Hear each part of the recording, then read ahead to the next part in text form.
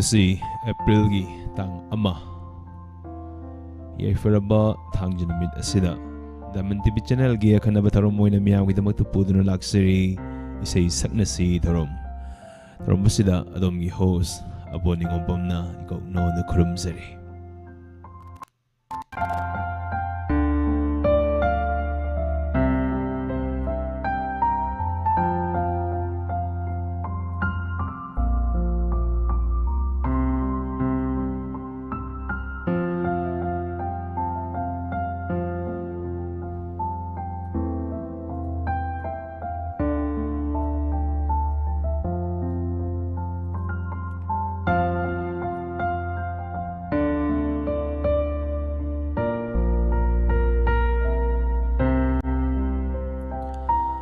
Tharom asida aikoigi sidagadaba phone number hana dumak aikoigi Diamond TV gi sidinaduna laiba number duni 7005707808 haiba number sida call do biduna dumgi khoida bi bai sei ngangthok piu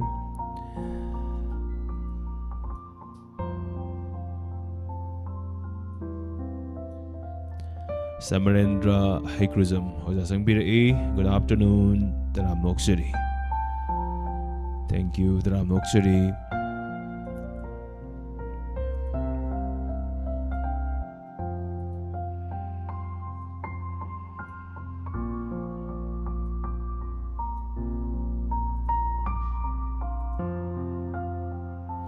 Mutum lang lembi panamagpu kurumzari dagpinai kurumzari Dra Mokshari aikogi phone hangdok tuna thamzari hana dumak Sidenaraga laiba phone number adumakni 7005707808 Haiba number sida call do biduna adumgi khoida biba Isai kudol tambiu kudol tambagi kudong sabado pun nalominasi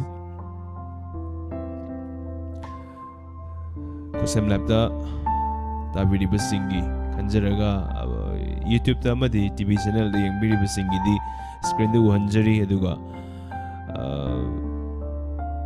YouTube ta nataba khusem live ta audio gi kuthang ta video singi khanjaraga number amuka hanani singjari screen du hanjari 7005707808 hana ge dumak sinaraga laiba number dumak ni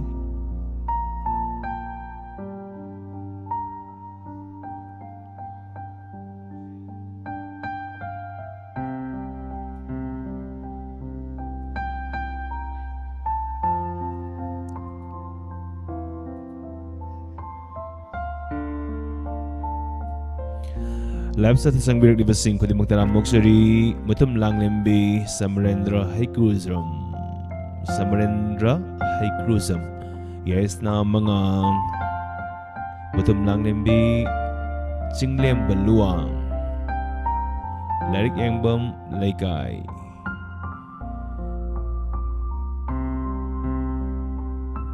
Jit Ace taram moksari yamano no we are me Gangbang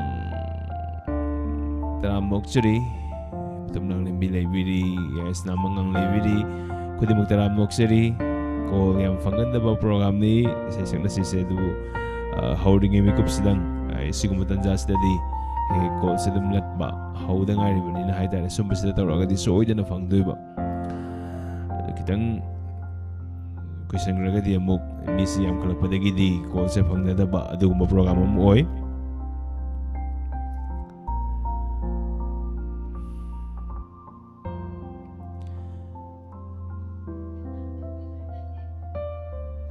Isay saktok piyo saray ay diluram dahil dama dumtok sige mayam gihana kudong zawang biraga yes na mga kudi magtaram na oksari Diamond TV channel Sir Abobo taram na oksari Haivira E Samarendra Haikruzam Sombo su taram na oksari kurumzari yes na mga Singlemba Luang kudi magtaram na oksari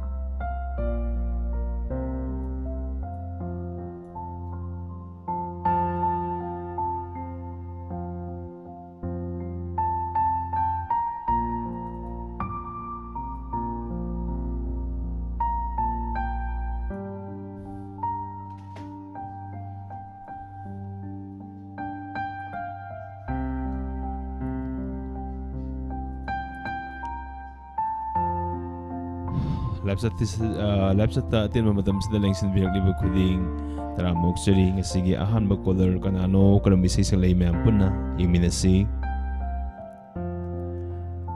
Hello. Hello, sir. Taramok seri sagi mingle from Habisi. Hi, mutum lang limbi Chandra Kondagi. Chandra Kondagi mutum lang limbi taramok seri isay isang nasi tarom ni karam bisay kudol tambido nyo. Hi, Madhavi film dagi saya mangangat. Madhavi film dagi karam bisay wait no. Kari kalian hai. Kari kali ningol pukning. Hoy, kudol tambisi. Hau bayar na to. Hau binasi. Iko kitang ngi. Hoy. Kari kali ningon pukning. Kari kali ningon pukning. Hindi ro mangi yawa phige thongdo tada tumhi wadu tari hana hange tari hana hange tari khalli non tu tari khalli Arambana hamchiba amambana nangavi tilama sayawara Arambana hamchiba amambana nangavi tilama sayawara Sakatwadi haide lay kildum talipam khanjabara nijathana talipam khanjabara nijathana tari khallu niyantu tindira hangi yawa phigai Thongdo tada tumhi wadu tari hana khalluge tari hana khalluge tari khallu ningon tu tari khallu hari paama Niyona nindaba Khanhannu aibu Tanadina pandagi Nindaba Taranda wakal Niza tarigi Lamu nari Niza tarigi Lamu nari Tari khalli Ningon pukning tari khalli ningon pukning Sindira mangi yawa phige thongdo tada tumhi wadu tari hana khalluge tari hana khalluge tari khalli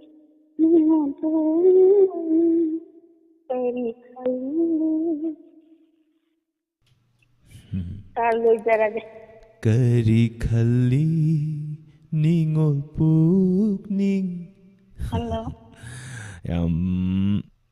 Yamna fazana kudol tambirame kari khalli ningol pukning. Ningol na mugsak pire se. Yam fazana kudol tambirame ngasi se kay mathel jabirage. Sa ngasi je khara hawo jare. Chicken oidero. Angang ding lakogi. Chicken oidero. Kari bu sa ta jaw. Kari injang oideno haiba. Injang nga gumba oina jare. Nga gumba, nga di nataba. ngagumba Thagachari ngasi ahanba caller oibiduna tharum asibu hodok piramba hainingai leitana thagachari mathang tarakpa tharum singdesu soidana saruk yabiu thank you thagachari Koi Diamond TV gi caller sing yamna nungsinaba ngaktanida wai wata hijadaba haitare nga thonge na haidoine ba hojiki do nga gumba ga haido haiba hitaba gi ne ba sum tanjadu da haitare mathangi caller kana no minasi hello sir taram noksari ming lefam haibisi sir mole ti wang de gi sungamong mi sanane Ma'am sana taram noksari karam isai kudol tambidoino Lobi chingol lan na leirabanina lobi chingol mi sai mangang jarage sir Loibi chinglo lan lakle tawsira hoi sir hoi kudol tambisi ado sir bo han mo mata dai kai thumna ya ru ma jo hai hoge taram noksari hogerage hobirasi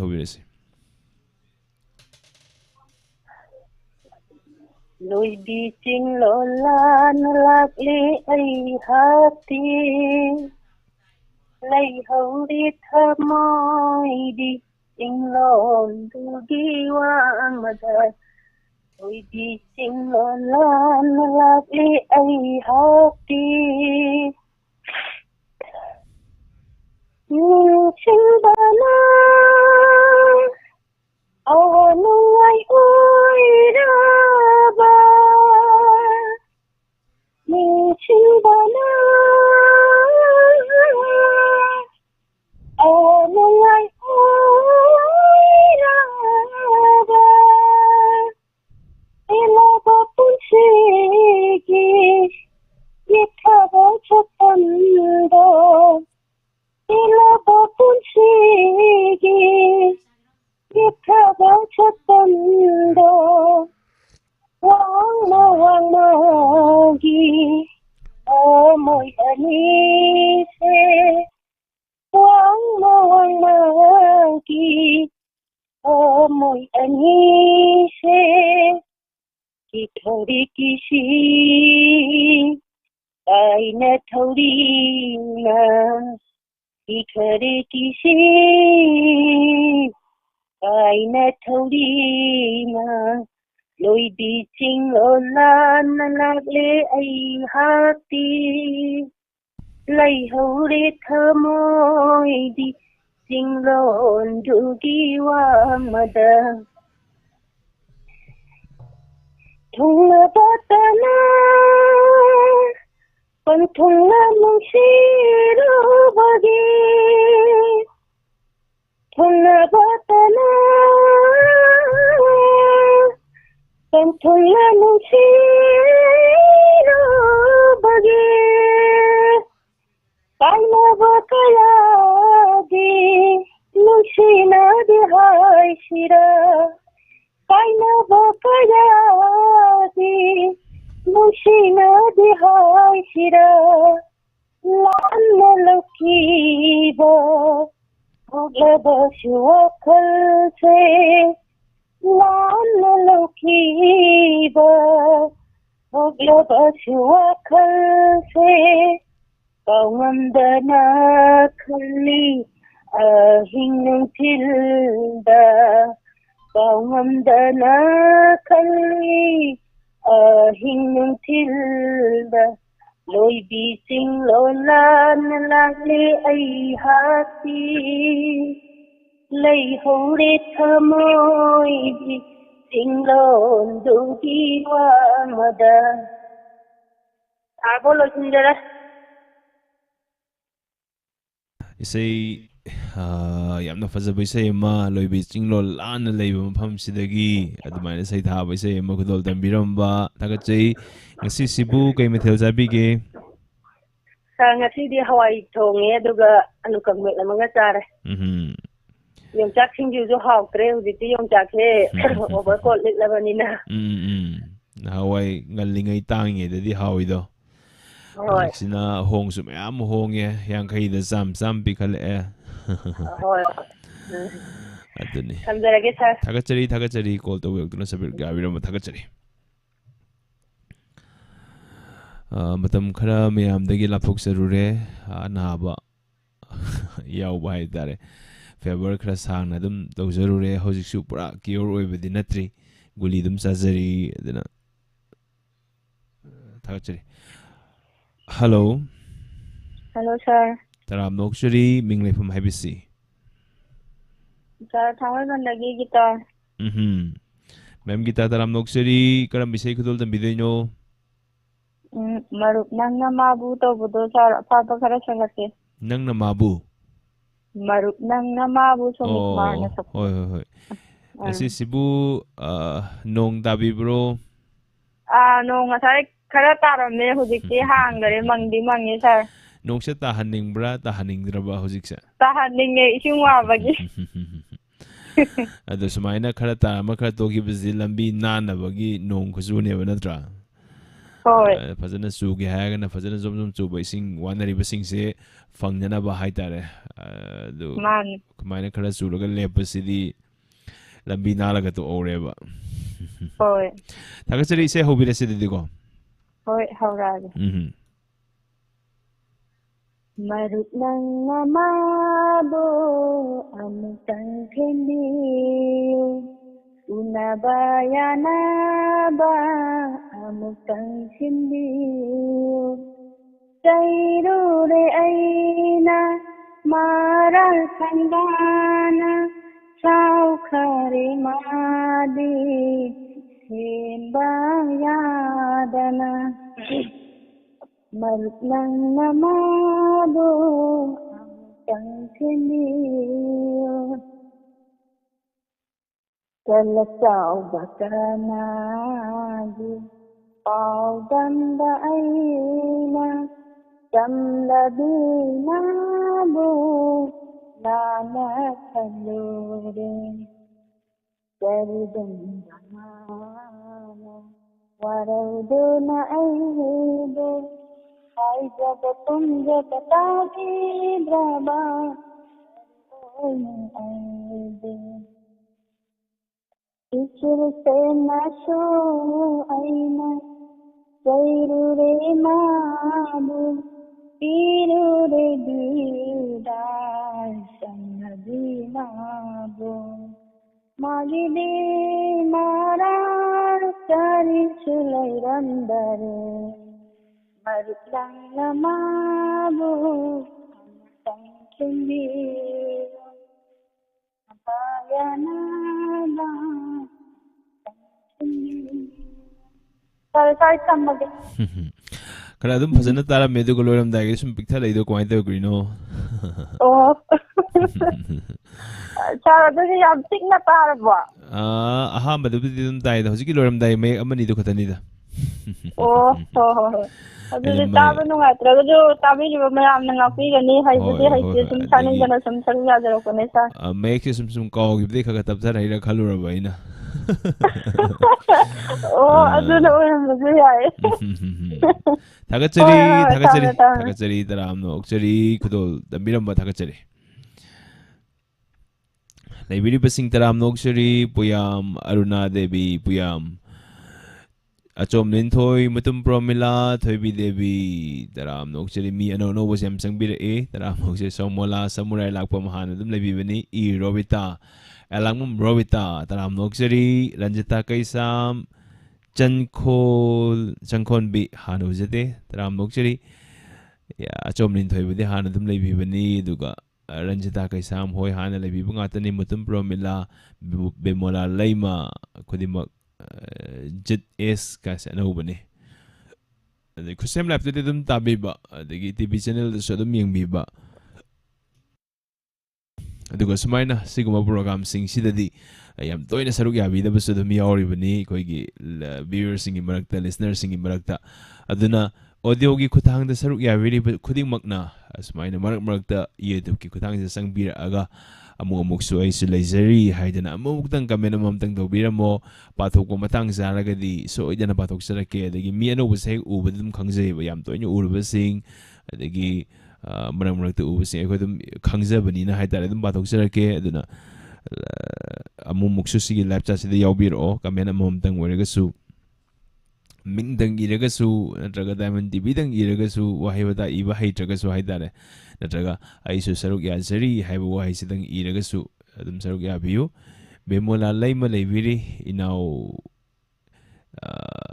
ꯈꯨꯗꯤꯡꯃꯛꯇ ꯌꯥꯝꯅ ꯑꯣꯛꯆꯔꯤ ꯑꯥꯔꯖꯤꯇꯤ ꯊꯧꯁꯣꯝ ꯁꯥꯄꯝ ꯂꯥꯏꯕꯨꯡ ꯄꯥꯕꯨꯡ ꯑꯥꯔꯖꯤꯇꯤ ꯂꯩꯕꯤꯔꯤ vision ꯌꯦꯡꯈꯣꯝ ꯂꯥꯡ ꯂꯦꯟꯗꯣꯟ ꯑꯁꯦꯝ ꯇꯣꯏꯕꯤ ꯗꯦꯕꯤ ꯀꯦ H ꯑꯦꯁ ꯂꯂꯤꯇꯥ sir ꯑꯕꯣꯛ ꯈꯨꯔꯨꯝꯖꯔꯤ ꯇꯥꯛꯄꯤꯔꯛꯏ ꯇꯔꯥꯝꯅ ꯑꯣꯛꯆꯔꯤ ꯃꯦꯝ ꯂꯂꯤꯇꯥ ꯅꯧꯅ ꯁꯨꯝ ꯊꯦꯡꯅꯖꯕꯅꯤ ꯊꯥꯒꯠꯆꯔꯤ ꯆꯤꯡꯈꯩ ꯃꯣꯏꯔꯥꯡ ꯆꯪꯕꯤꯔꯛꯑꯦ ꯑꯩꯗꯤ ꯁꯤꯗꯒꯤ ꯍꯣꯡꯖꯔꯔꯣꯏ ꯍꯥꯏ ꯊꯥꯒꯠꯆꯔꯤ ꯆꯤꯡꯈꯩ ꯃꯣꯏꯔꯥꯡ ꯌꯥꯝ ꯇꯣꯏꯅ ꯑꯗꯨꯝ ꯁꯔꯨꯛ ꯌꯥꯕꯤꯕ ꯁꯤꯡꯒꯤ ꯃꯅꯨꯡꯗ ꯑꯃꯅꯤ ꯆꯤꯡꯈꯩ ꯃꯣꯏꯔꯥꯡ ꯁꯨꯕ ꯅꯣꯝꯕꯁꯨ ꯌꯥꯝꯅ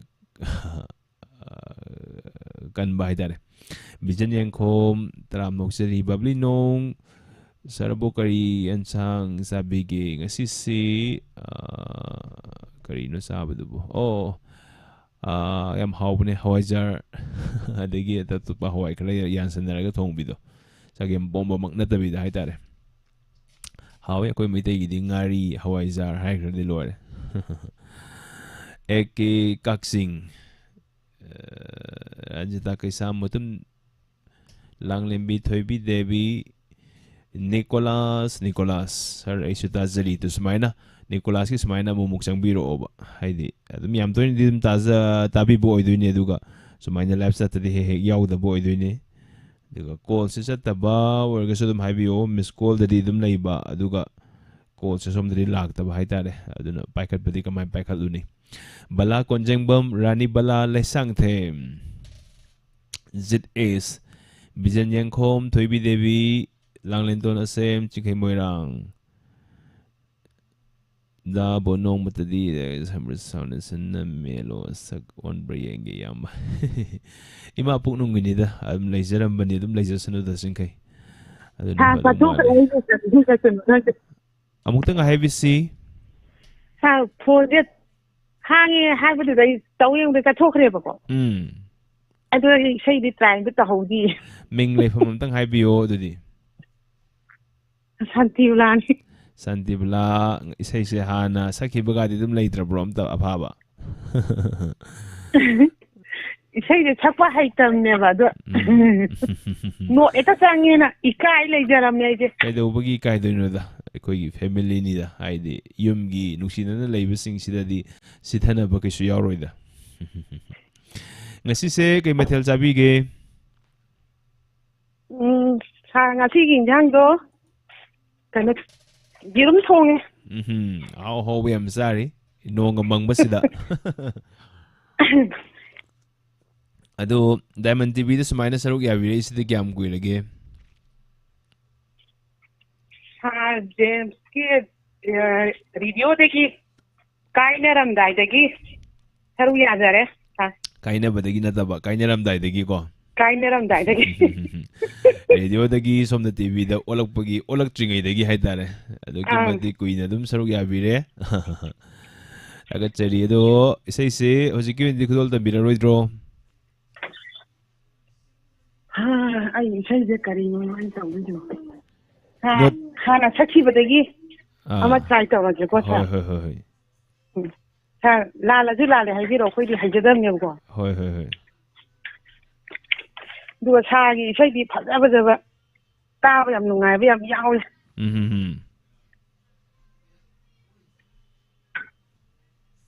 ꯍꯣꯔꯦꯟ ꯏꯁꯩ ꯐꯖꯕ ꯑꯝꯇ ꯁꯛꯄꯤꯔꯛꯑꯣ ꯍꯣꯏ ꯍꯣꯏ ꯍꯣꯏ ꯁꯛꯆꯔꯛꯀꯦ ꯍꯧꯖꯤꯛꯀꯤꯗꯤ ꯁꯣꯝꯒꯤ ꯍꯥꯟꯅ ꯁꯛꯄꯤꯔꯁꯤ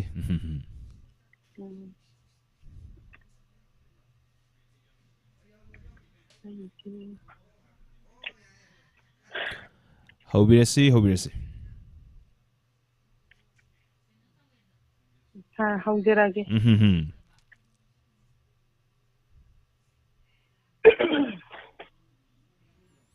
ꯅꯤꯡꯁꯤꯡꯕ ꯅꯪꯁꯦ ꯂꯩꯔꯣꯟ ꯆꯟꯈ꯭ꯔꯕ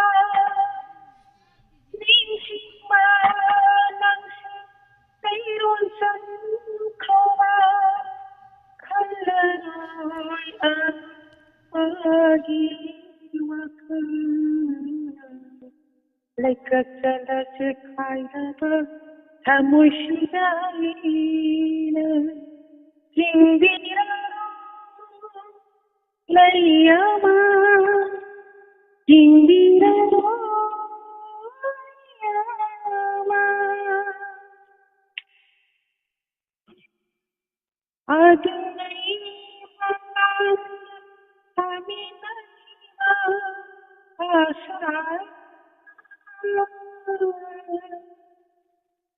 Kai kasanu ting kasanu ulaka adunai malanda samina kiba ashai pura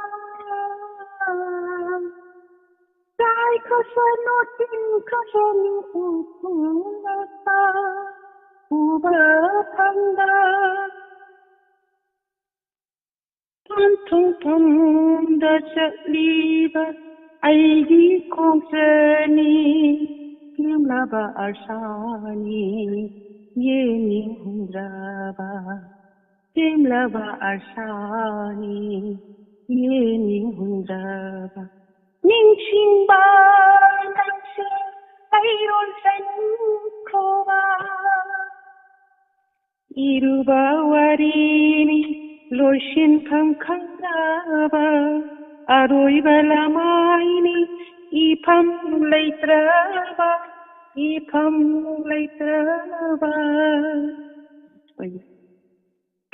iruba warini loishin kam khangraba aroi balamaini ipam leitraba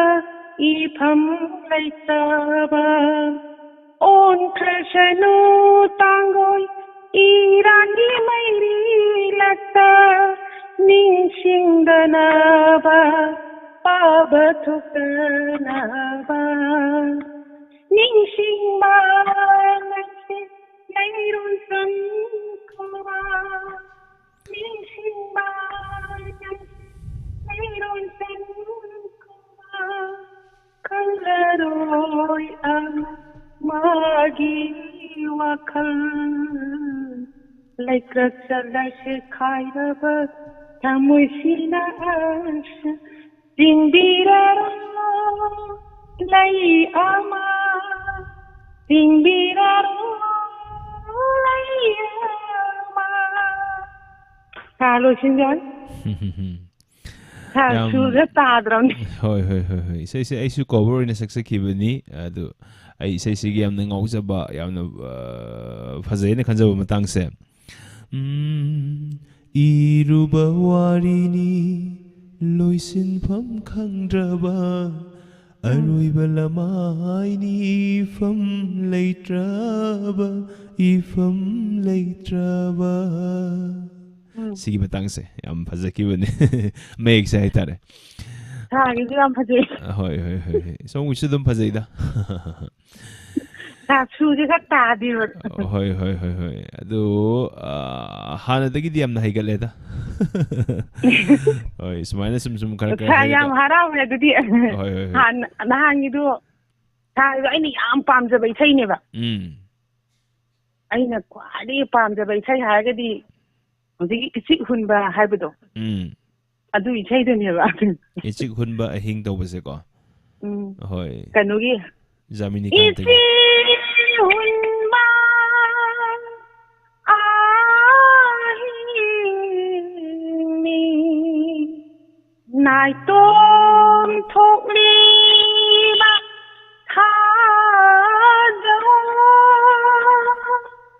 hajanam aidari nungi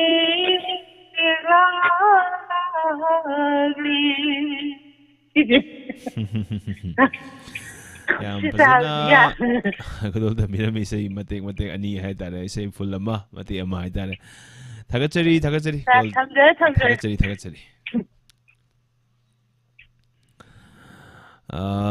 live sa tele video ko di mag irobita sumaina message comment ma sum thana ba wam wari watai sana ba yam nungai sab ne pag lai khradi yam nungai te buko hello taram nokseri mingle fam haibisi Good afternoon, Sabo. Good afternoon. Mingley from Habiu.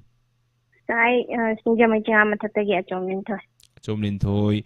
Daman Devi Tharom Singda Tharom Amathasita da Baitare Yam Toin Tenazaba support them to Wiba Sister Mani Somlin Thoi Nasigi Karamba say Saki and a Kalino. Sa ho khoi mu lamdan bak nangu daw de hay success.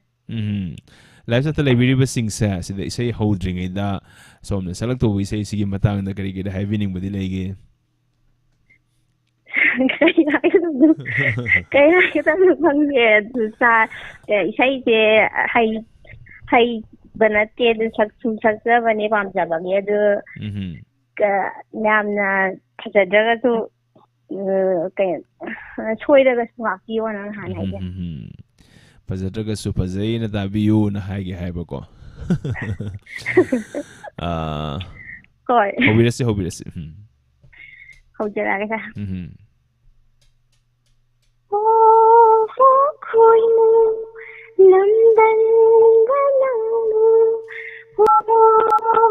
khoi mu lamdan galangu jai aidi jai tanori li takhilai na cho tanori li takhilai na cho I know not the lonely. Oh, khoi mu, London ba khoi mu. Thamoi lai rang se sát cai lagli. Khoi mu khôn thang nhảy ba da. Thamoi lai rang se sát cai lagli. Khoi mu khôn thang nhảy ba da. Mi pai cháu bi si in hori. Mi pai cháu bi si in hori. Nung si sai tâm lagi. Oh, khoi mu London ba khoi mu. Nhìn khuyên si lâu đi không thể buông ba lưu si nhìn khuyên si lâu đi không thể buông ba lưu si núi cha phúc đi thân thân núi cha phúc đi thân thân đi ăn nằm đi khôi đằng ô phúc khôi mu London bắc khôi mu ngoài học đi lấy khô ra bao ấy đi tha mối học bằng đi người học đi lấy khô ra bao ấy đi tha mối học bằng đi nắng nô nô như si khai ba nắng nô nô như si khai ba u pai wa pai sa ki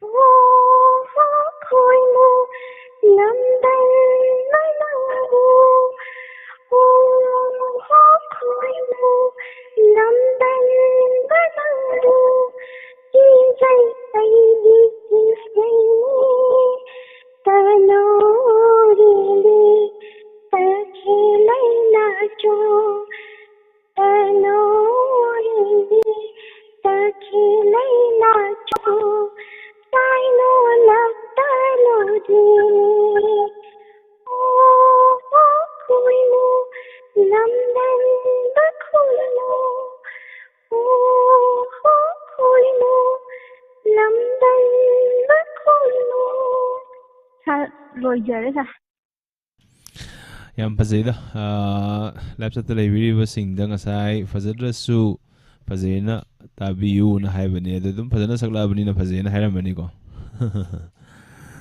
ꯌꯥꯝ ꯅꯨꯡꯁꯤꯕꯒꯤ ꯍꯥꯏꯕꯤ ꯊꯥꯒꯠꯆꯔꯤ call ꯇꯧꯕꯤꯔꯛꯇꯨꯅ ꯁꯔꯨꯛ ꯌꯥꯕꯤꯔꯛꯄ ꯍꯥꯏꯅꯤꯡꯉꯥꯏꯇꯅ ꯊꯥꯒꯠꯆꯔꯤ ꯑꯆꯣꯝꯅꯤꯟꯊꯣꯏ thank you sir thank you ꯊꯝꯖꯔꯒꯦ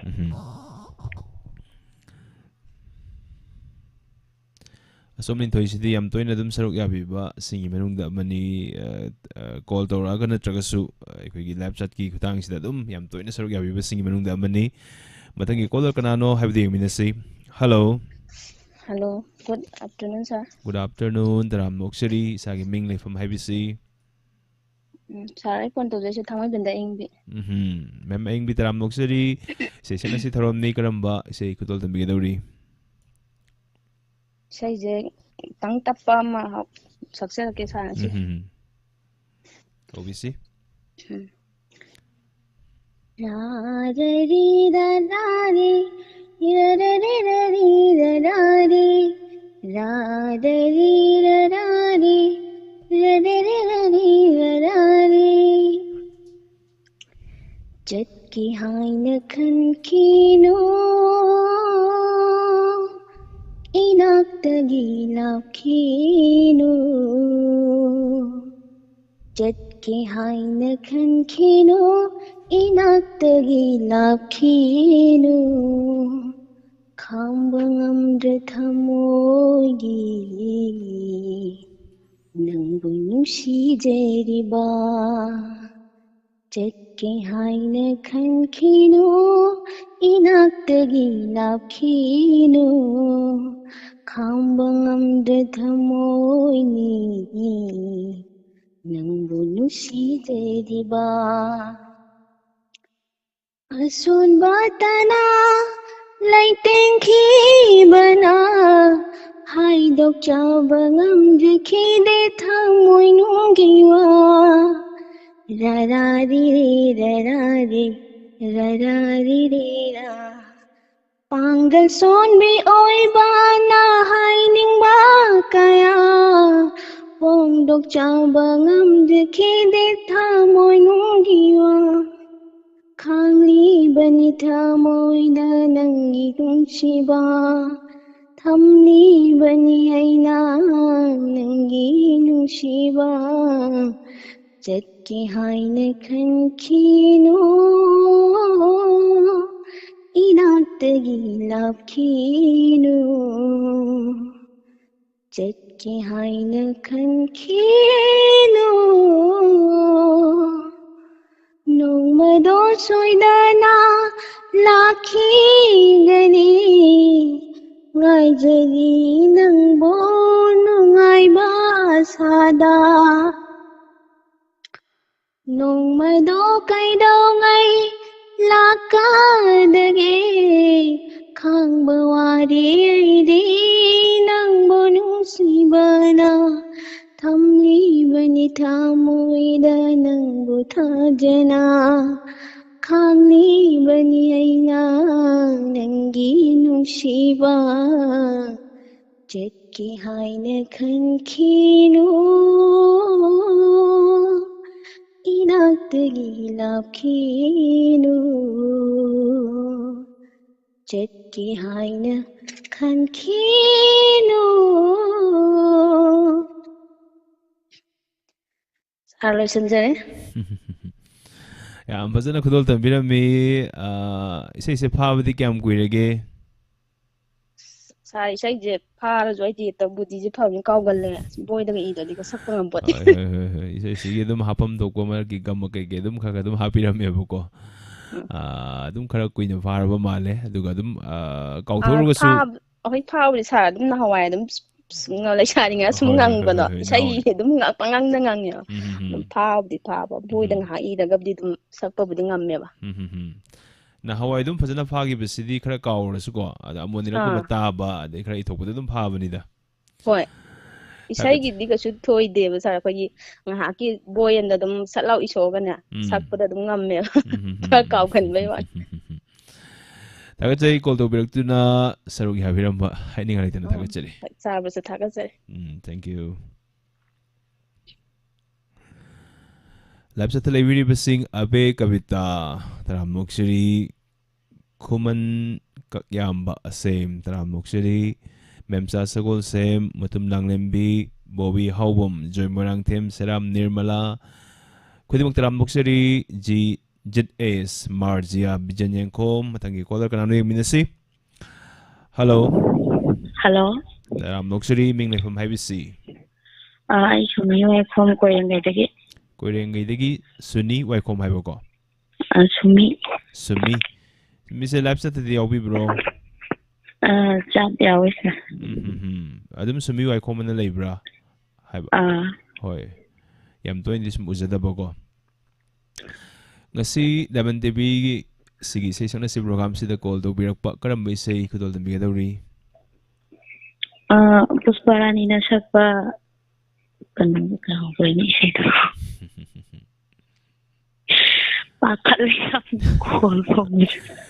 Call Hana the Crab and Big Bro. I need a soda. She's a humble. Boy, I did the Kitang Pahakini.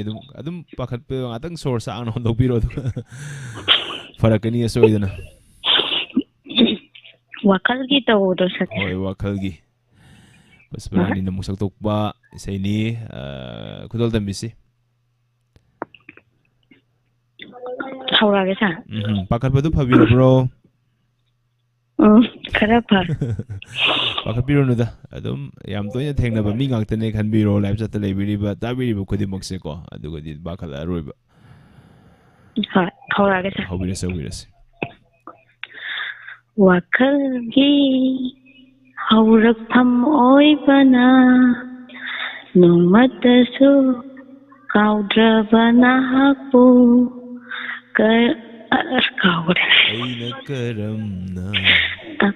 Aina karamna ningsingani Sangin tauge khaladona Imit ase Oisilla baso Nang tagi saktam ni uriba Thamoy Sorry, I'm back at the door.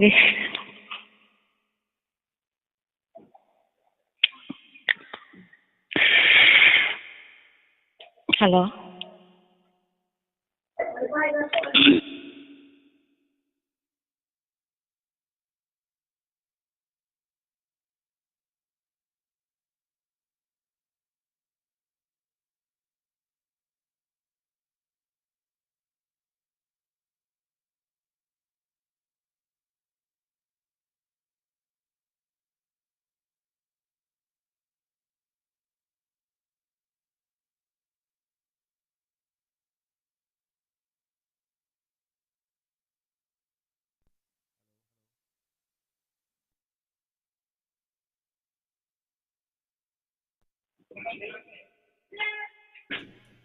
Dabri bro. Sorry, Makatabisi. Thamoida lotuna thamkravana hapu mapam kadaida thirugani tagu tanikla thawalata numadon mabima thajani pukning warakta bilai chilla Thamoy di saktam singiklari Khoirang naramba ahimse Khanduna lephalage ngasidi Inakta amtang phamladona Ahimsigi phajara saktam se Mapung phahan biraru Nahakna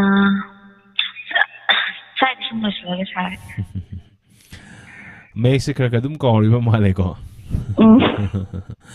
Ang pakatpahin man na ikaw. Adum parakini dako. Kaya tuwing tingnan talaga adum parakini. Thagatsari ngasi call to biruktuna saruk ya biramba thagatsari.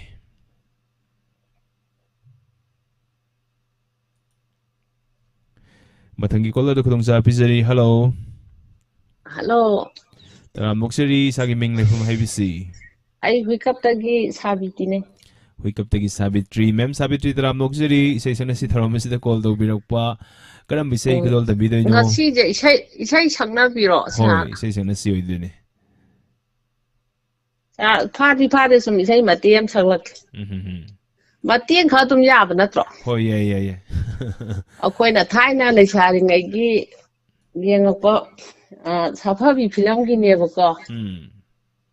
Saglage party ko. Hoy hobirasi. Tabi ba mayam lai chat le mayam na Haitraju gapi jarajani. Young gonna yauri.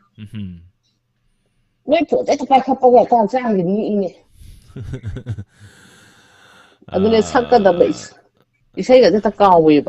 Pakabaduma, Nakanatang Tambiro, Luga. I don't parakani the Bakaboko. Then I hit the pack at Lehaba. How will I see? How dare I gay? Ay di pakang sarini taloy tuyin tamjadri taloy tuyin tamjadri namlep jaraling jadri nongdam tiba pakani ay di pakang sarini maring nasaba sangbay di namahangdi haynay do Umang pombi seklasu pumba kaije tazaido Laibab kiba pakangni tayo nare taibang paham Sinyalaremba taredo lairang ating na oiredo Sinyalaremba taredo lairang ating na oiredo Nang tana ay giwa base ubiyo Nang tana I give up a second view. Yang pakalida. Idi pakang harini. Taray pagkita jana. Ikay sabi may thong ni. Sapo gitu yang pakalimatang damu pajara salagi. Hoy. Kasi yang pakal pili sa karigino. Kanado no pakal pili sa. Ko sa hangza ba kam tanang udre din pa pakaktat pini. Hello. Taram noksiri ngasi no ba caller si am to binagting ngasi gi oina di ahan mo buram dung wale. Taram noksiri minglay pam habisi. Sir, ay itong gilisik kayo may laka di itong rampo din komedi ni sir. Taram noksiri karam bisay ko tol video nyo. Sa isiji ay mo halakini na ko na sa photo at saksage sa maya masum sa photo di sumusagin mo maya isa. Hoy. Hobirasi. Hoy sir. Nanggi mo no pepanataw ay gita mo lang tag na hali ay gita mo lang tag na hali nanggi samla bawa hay amana ay giwa kalaita handare ay giwa kalaita handare asirane nung siba hay bado ay gita mo ikuwaw hali nanggi mo no pepanataw ay gita mo lang tag na hali ay gita mo tungaw hali ay kimela matek mga ninang di tamoy da to'y batadani ay kimela matek mga ninang di tamoy da to'y batadani hingli ay na nang tagi oy na hingli ay na nang tagi oy na kamdagi ng tabo sina tamoy nundan hinjagi nung sinabo nung sibi nang gisak tamse nang gimumunong napanataw na ꯑꯩꯒꯤ ꯊꯃꯣꯏ ꯂꯥꯡꯇꯛꯅ ꯍꯜꯂꯦ ꯑꯩꯒꯤ ꯊꯃꯣꯏ ꯂꯥꯡꯇꯛꯅ ꯍꯜꯂꯦ ꯑꯩꯒꯤ ꯄꯨꯟꯁꯤꯒꯤ ꯌꯦꯡꯅꯤꯡꯊꯥ ꯑꯣꯏꯔꯤꯕꯤꯌꯣ ꯀꯥꯎꯔꯔꯣꯏ ꯄꯨꯟꯁꯤꯗ ꯅꯪꯕꯨ ꯑꯩꯒꯤ ꯄꯨꯟꯁꯤꯒꯤ ꯌꯦꯡꯅꯤꯡꯊꯥ ꯑꯣꯏꯔꯤꯕꯤꯌꯣ ꯀꯥꯎꯔꯔꯣꯏ ꯄꯨꯟꯁꯤꯗ ꯅꯪꯕꯨ ಕಲ್ಲಿ ಕಲ್ಲಿ ನೂಸಿಗಿ ಈಸೆನ್ಸೆ ಕಲ್ಲಿ ಕಲ್ಲಿ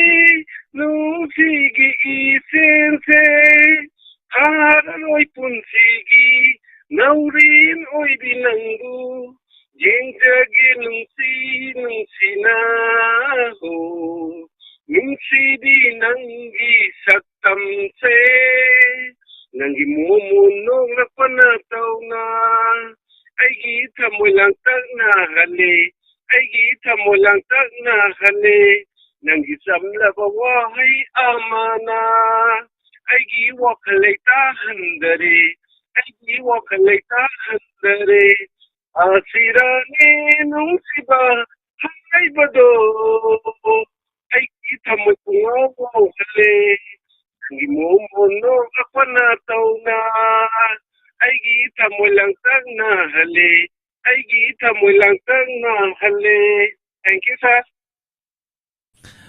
ꯊꯥꯒꯠꯆꯩ ꯏꯁꯩꯁꯦ ꯑꯩ ꯑꯃꯨꯛ ꯍꯜꯂꯛꯈꯤꯅꯤ ꯍꯥꯏꯕ ꯐꯤꯂꯝꯗꯨꯒꯤ ꯃꯥꯜꯂꯦꯀꯣ ꯍꯣꯏ ꯁꯥꯔ ꯑꯗꯨꯝ ꯍꯥꯟꯅꯁꯨ ꯑꯃ ꯁꯔꯨꯛ ꯌꯥꯕꯤꯈ꯭ꯔꯕ ꯃꯥꯜꯂꯦ ꯏꯁꯩꯁꯤꯗ ꯁꯥꯔ ꯍꯥꯟꯅ ꯑꯃꯨꯔꯛ ꯑꯅꯤꯔꯛ ꯌꯥꯈ꯭ꯔꯦ ꯁꯥꯔ ꯍꯣꯏ ꯊꯥꯒꯠꯆꯔꯤ ꯉꯁꯤꯁꯦ ꯀꯩ ꯃꯊꯦꯜ ꯆꯥꯕꯤꯒꯦ ꯁꯥꯔ ꯉꯁꯤꯗꯤ ꯖꯤꯝ ꯃꯇꯨꯡꯒꯤ ꯏꯔꯣꯝꯕ ꯆꯥꯏ ꯍꯥꯏꯇꯥꯔꯦ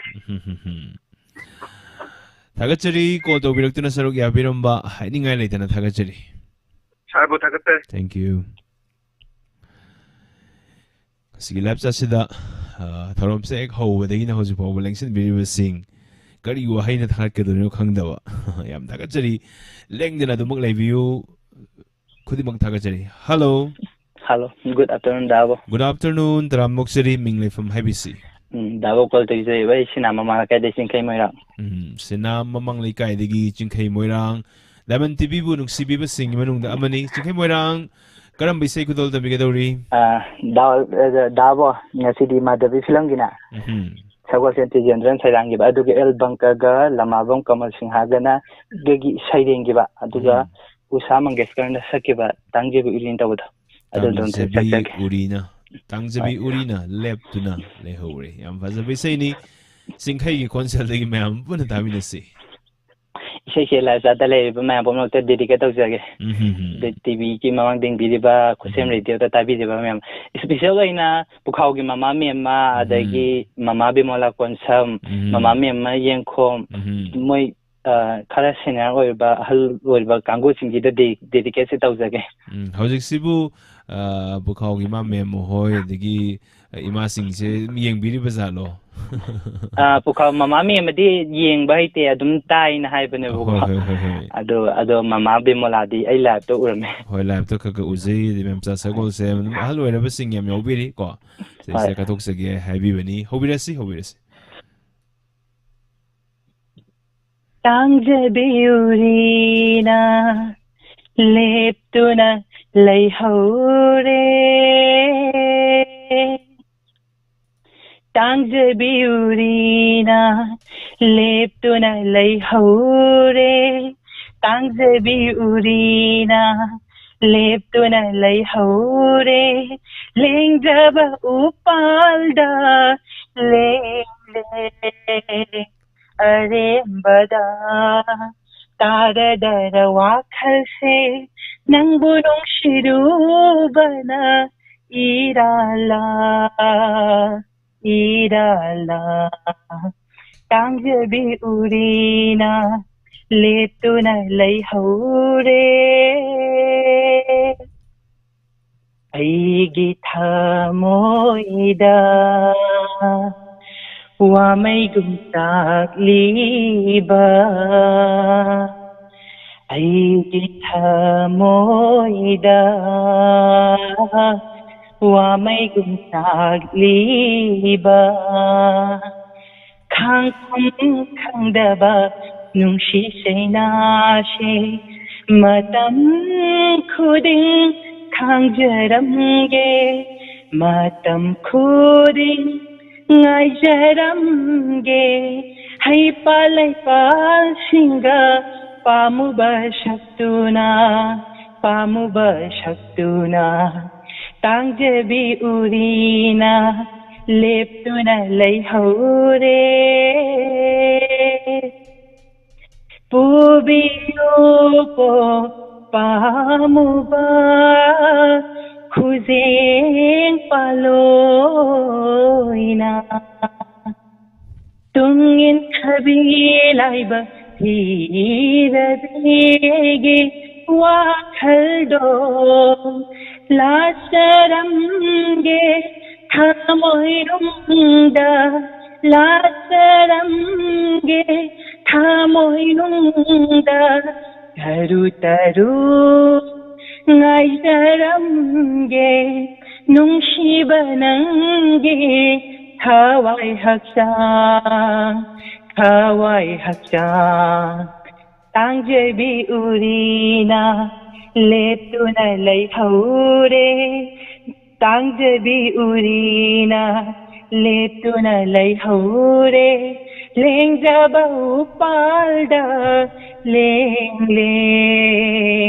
arembada taradara wakhalse nangbu nungshirubana irala tangjabi urina leptuna leihore dabo silo sinjarage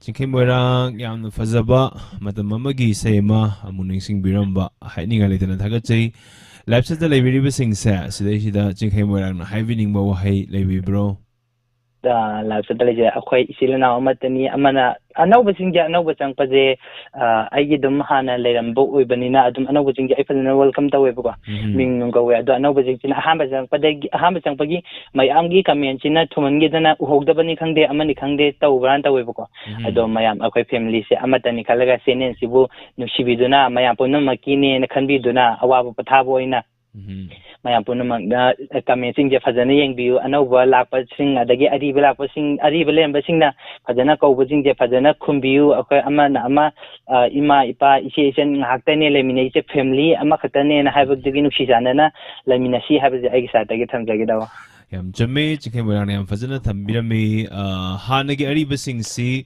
anauba oiramibani aduga liraibani sumaina anauba leramisisu lirakadoribani aduna anauba sangbiraliba singse akhoi diamond family sibu nungsibibidagi sangbiralibani aduna sangbiraliba khodimak punna taram ominaba changi aduna puna magna amana kawu khumnasi amana kawu khumnasi ukhidabaduna tanja ama thokragasu ko thagachari chikhe moirang call tobiratuna saruk yabiramba thagachai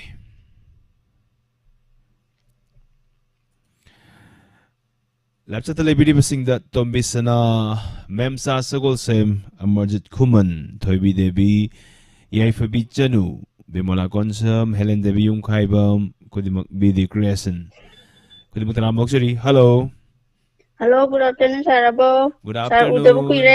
Udabu kuire. Konjal ta udabu kuire. Tagachai call to birakpa mai aina budi khangjare mai amda mingle phom tang haisi. Sai top tagi thong meaning of them. Khara favor si khara tawrure ada hojik su pura kiordi oidri du mayam se thengyaning mandana dum laksa bane haidare. Adum khara yam to enjoy tawdi sumaina mumuk tawbada khara kuin tawba haidare. Karamba isai khudol tambidenyo. Si Pusparani gi sai oina mataw tamba hibri engesa. Hobirasi.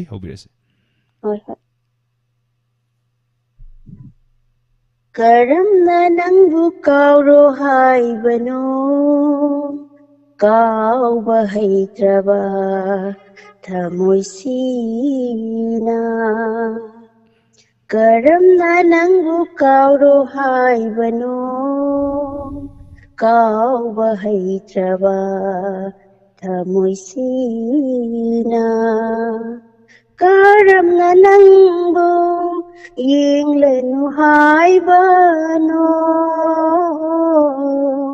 karamna nangbu yinglenu haibano yingjaraga penjaba imitina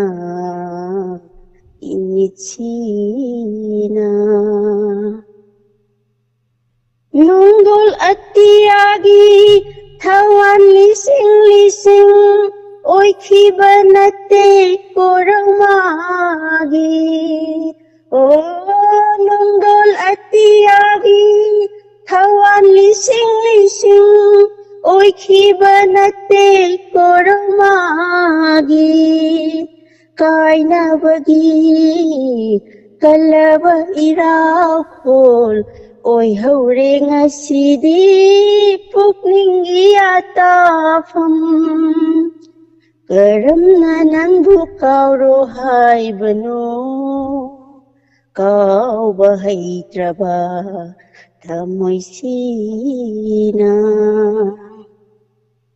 Pin banaida thakluba nungsiba mahukalaba hubu oireng asidi Pin banaida thakluba nungsiba mahukalaba hubu oireng asidi Mapoksida nangbu aigi oiba fangrashu ngairamge mathang mapuklangonda ningsing iraina kisikiduna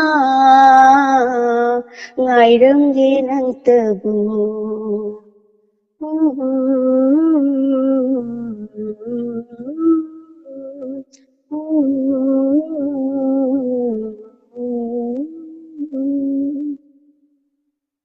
Apa lu sendiri?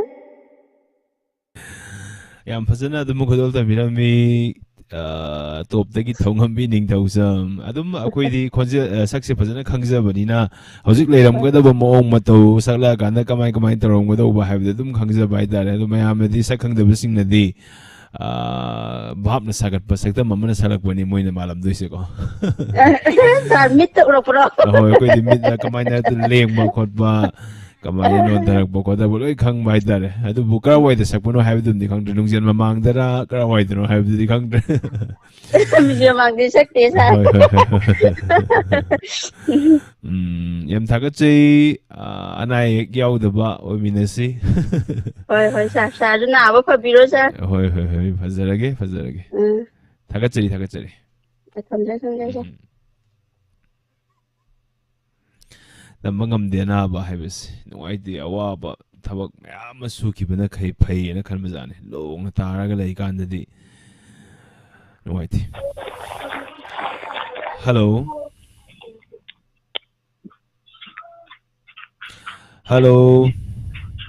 good afternoon sir. Good afternoon. Kui ne khumbi se kai darage. Sa da ba. Mayam the ming le hum haibisi. Sai chaba do na pen da wai kon. Konjal ta khi da ba kui re. Kon do sa ta wai ning ba. Oh. Hoi. Saban tong padagi premita wai kom. Sa ga da wai. Sai thom dun ya. Ai se kui na lepure du na ne. Hoi sa je kui na tum mo re. Hoi. Na ba ma yaw da gi hai ta re. Hoi sa ko sum kai de da sum. Hoi.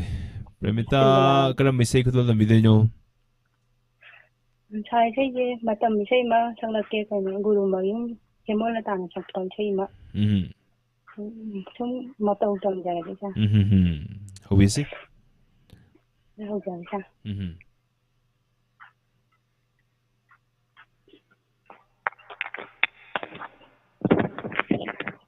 Nangi punsiga aigi punsiga Nangi punsiga aigi punsiga Nangi thamoiga aigi thamoiga kaya laknada kayam naba kari marino sinahayo nangi pungsiga aigi pungsiga manggar tay banggar popaga sibaga nopaga tapaga thawaiga changa manggar tay banggar popaga sibaga nopaga tapaga thawaiga changa karibu thoknaba litluga piranga karibu loliba hanguli samoida nangi punsiga aigi punsiga ayuki korauga ahingi thajaga ayuki korauga ahingi thajaga anigi marakta hangiba karino marambu pangdara are pakarino nangi punsiga aigi punsiga nangi punsiga aigi punsiga nangi thamoiga aigi thamoiga kayam naknaba kayam lapnaba kari marino sinahayo nangi punsiga aigi punsiga nangi punsiga aigi punsiga chalo jara 다가짜리 세 얌파스나 그돌 담비라미 다가짜리 다가짜리 사 어도 사 나와 야와 이제 사 이사로 나가고 이사 ꯑꯩ ꯏꯁꯥꯁꯤꯅꯦ favour ꯇꯧꯕ ꯍꯥꯏꯇꯥꯔꯦ ꯈꯔ ꯀꯨꯏꯅ ꯑꯗꯨꯝ ꯇꯧꯔꯨꯔꯦ ꯍꯧꯖꯤꯛꯁꯨ ꯄꯨꯔꯥ cure ꯑꯣꯏꯗ꯭ꯔꯤ ꯌꯥꯝ ꯆꯣꯛꯊꯕ ꯑꯃ ꯇꯧꯔꯤ ꯊꯥꯗꯨꯁꯨ ꯑꯗꯨꯝ ꯊꯨꯅ ꯐꯕ ꯑꯣꯏꯕꯤꯔꯣ ꯀꯟꯈꯠꯂꯒ ꯑꯃꯨꯛ ꯑꯣꯏꯖꯔꯒꯦ ꯊꯥꯒꯠꯆꯔꯤ ꯍꯦꯂꯦꯟ ꯗꯦꯕꯤ ꯌꯨꯝꯈꯥꯏꯕꯝ ꯍꯦꯛ ꯍꯧꯕꯗꯒꯤꯗꯤ ꯎꯖꯗꯕ ꯑꯗꯨꯝ ꯈꯔꯗꯤ ꯀꯨꯏꯅ ꯆꯪꯉꯛꯄ ꯉꯁꯥꯏꯗꯤ ꯄꯥꯊꯣꯛꯄ ꯑꯗꯨꯝ ꯐꯔꯛ ꯇꯥ ꯂꯩꯕ ꯆꯤꯡꯈꯩ ꯃꯣꯏꯔꯥꯡ ꯂꯥꯡꯂꯦꯟ ꯈꯨꯗꯤꯡꯃꯛ ꯇꯔꯥꯝ ꯅꯣꯛꯆꯔꯤ ꯃꯦꯝꯆꯥ ꯁꯒꯣꯜꯁꯦꯝ ꯍꯜꯂꯣ ꯇꯔꯥꯝ ꯅꯣꯛꯆꯔꯤ ꯃꯤꯡ ꯍꯥꯏꯕꯤꯕꯁꯤ ꯏꯆꯥꯕꯨ ꯊꯥꯒꯠꯆꯔꯤ ꯏꯃꯥ ꯇꯔꯥꯝ ꯅꯣꯛꯆꯔꯤ ꯃꯌꯥꯝꯗ ꯃꯤꯡ ꯂꯩꯐꯝꯗꯪ ꯍꯥꯏꯁꯤ ꯀꯛꯆꯤꯡ ꯃꯥꯟꯊꯦꯝ ꯂꯩꯀꯥꯏꯗꯒꯤ ꯃꯦꯝ ꯃꯌꯦꯟꯗ꯭ꯔꯤꯃ ꯏꯃꯥ ꯇꯔꯥꯝ ꯅꯣꯛꯆꯔꯤ ꯉꯁꯤ ꯏꯁꯩ ꯁꯛꯅꯁꯤ ꯊꯧꯔꯝꯅꯤ ꯂꯦꯃꯟ ꯇꯤꯚꯤꯒꯤ ꯀꯔꯝꯕ ꯏꯁꯩ ꯈꯨꯗꯣꯜ ꯇꯝꯕꯤꯗꯣꯏꯅꯣ ꯏꯁꯩꯁꯦ ꯑꯃ ꯍꯦꯛꯇ ꯁꯛꯂꯛꯑꯒꯦ ꯏꯆꯥ ꯆꯤꯡꯈꯩꯅ ꯉꯁꯥꯏ ꯁꯛꯈꯤꯕ ꯏꯁꯩꯗꯣ ꯌꯥꯝ ꯅꯨꯡꯁꯤꯕꯅꯦ ꯑꯗꯣ ꯑꯩꯁꯨ ꯑꯗꯨꯝ ꯀꯩꯅꯣ ꯁꯛꯂꯛꯀꯦ ꯎꯔꯤꯔꯩ ꯃꯥꯙꯕꯤꯒꯤ ꯏꯁꯩꯅꯦꯕꯀꯣ ꯃꯥ ꯁꯛꯈꯤꯗꯣ ꯑꯗꯨ ꯎꯔꯤꯔꯩ ꯃꯥꯙꯕꯤ ꯐꯤꯂꯝꯒꯤ ꯏꯁꯩ ꯑꯃ ꯑꯗꯨꯝ ꯍꯦꯛꯇ ꯁꯛꯂꯛꯀꯦ ꯁꯤꯗꯤ ꯊꯣꯏꯅ ꯇꯥꯟꯅꯗꯕꯅꯦ ꯃꯤꯅ ꯑꯩꯗꯕꯨ ꯁꯨꯝ ꯅꯨꯡꯁꯤꯗ ꯁꯨꯝ ꯐꯥꯎꯕꯩ ꯋꯥꯅꯤ ꯍꯧꯖꯤꯛ ꯐꯥꯎꯕ ꯑꯗꯣ ꯑꯩ ꯍꯧꯖꯔꯒꯦ ꯍꯧꯕꯤꯔꯁꯤ ꯂꯥꯏꯞꯆꯥꯠꯇ ꯌꯥꯎꯕꯤꯔꯤꯕ ꯏꯆꯤꯟ ꯏꯅꯥꯎ ꯏꯆꯥꯁꯤꯡ ꯃꯌꯥꯝ ꯑꯃ ꯇꯥꯕꯤꯔꯤ ꯃꯣꯏꯗ ꯗꯦꯗꯤꯀꯦꯠ ꯇꯧꯖꯒꯦ ꯑꯗꯩ ꯏꯇꯥ ꯕꯤꯃꯨꯂꯥ ꯀꯣꯟꯁꯝꯗꯣ ꯑꯗꯨꯁꯨ ꯃꯥꯁꯨ ꯌꯥꯝ ꯅꯨꯡꯁꯤꯖꯕꯅꯤ ꯍꯥꯏꯅ ꯏꯁꯩ ꯁꯛꯀꯦ ꯍꯥꯏꯔꯗꯤ ꯄꯥꯈꯠꯈ꯭ꯔꯕ ꯀꯩꯅꯣꯝ ꯇꯧꯈ꯭ꯔꯦ ꯑꯩꯁꯨ ꯏꯆꯥꯒ ꯇꯣꯏꯅ ꯊꯦꯡꯅꯕꯩ ꯑꯣꯏꯔ ꯃꯥꯅꯦ ꯍꯣꯏ ꯅꯣꯡꯃ ꯈꯪꯍꯧꯗꯅ ꯇꯠꯈ꯭ꯔꯕꯗ ꯃꯈꯣꯟ ꯊꯣꯛꯅ ꯄꯥꯏꯈꯒꯅꯤ ꯀꯥꯏꯍꯧꯔꯒꯅꯤ ꯑꯩꯒꯤ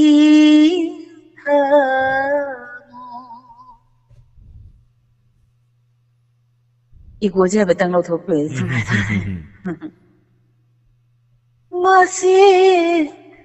मसे तारब थमोइना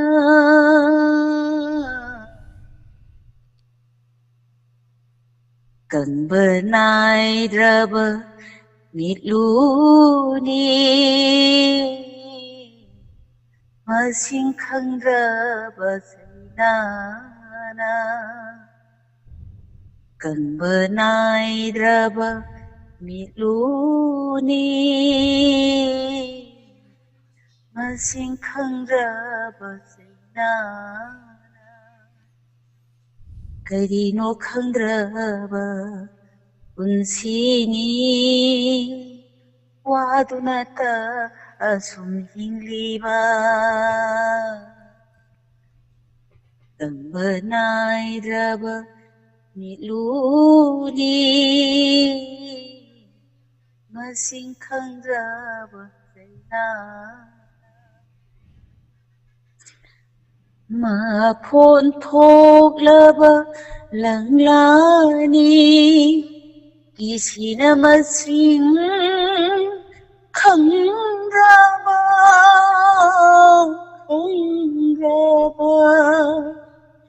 माफोन थोकलब लंगलानी किसीन मसिं खंग्रब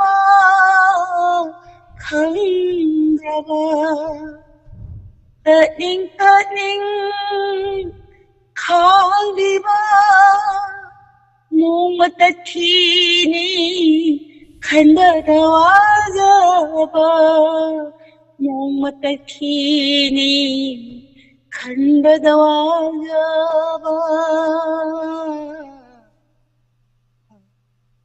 कंबनाइरब मिtluni मसिं खंग्रब सैनाना नोम खंहौदना तत्खबदा माफोन ओइना पाइखगनी नोम खंहौदना तत्खबदा माफोन ओइना पाइखगनी काइहौरगनी अइगी थमो मसे तारब थमोइना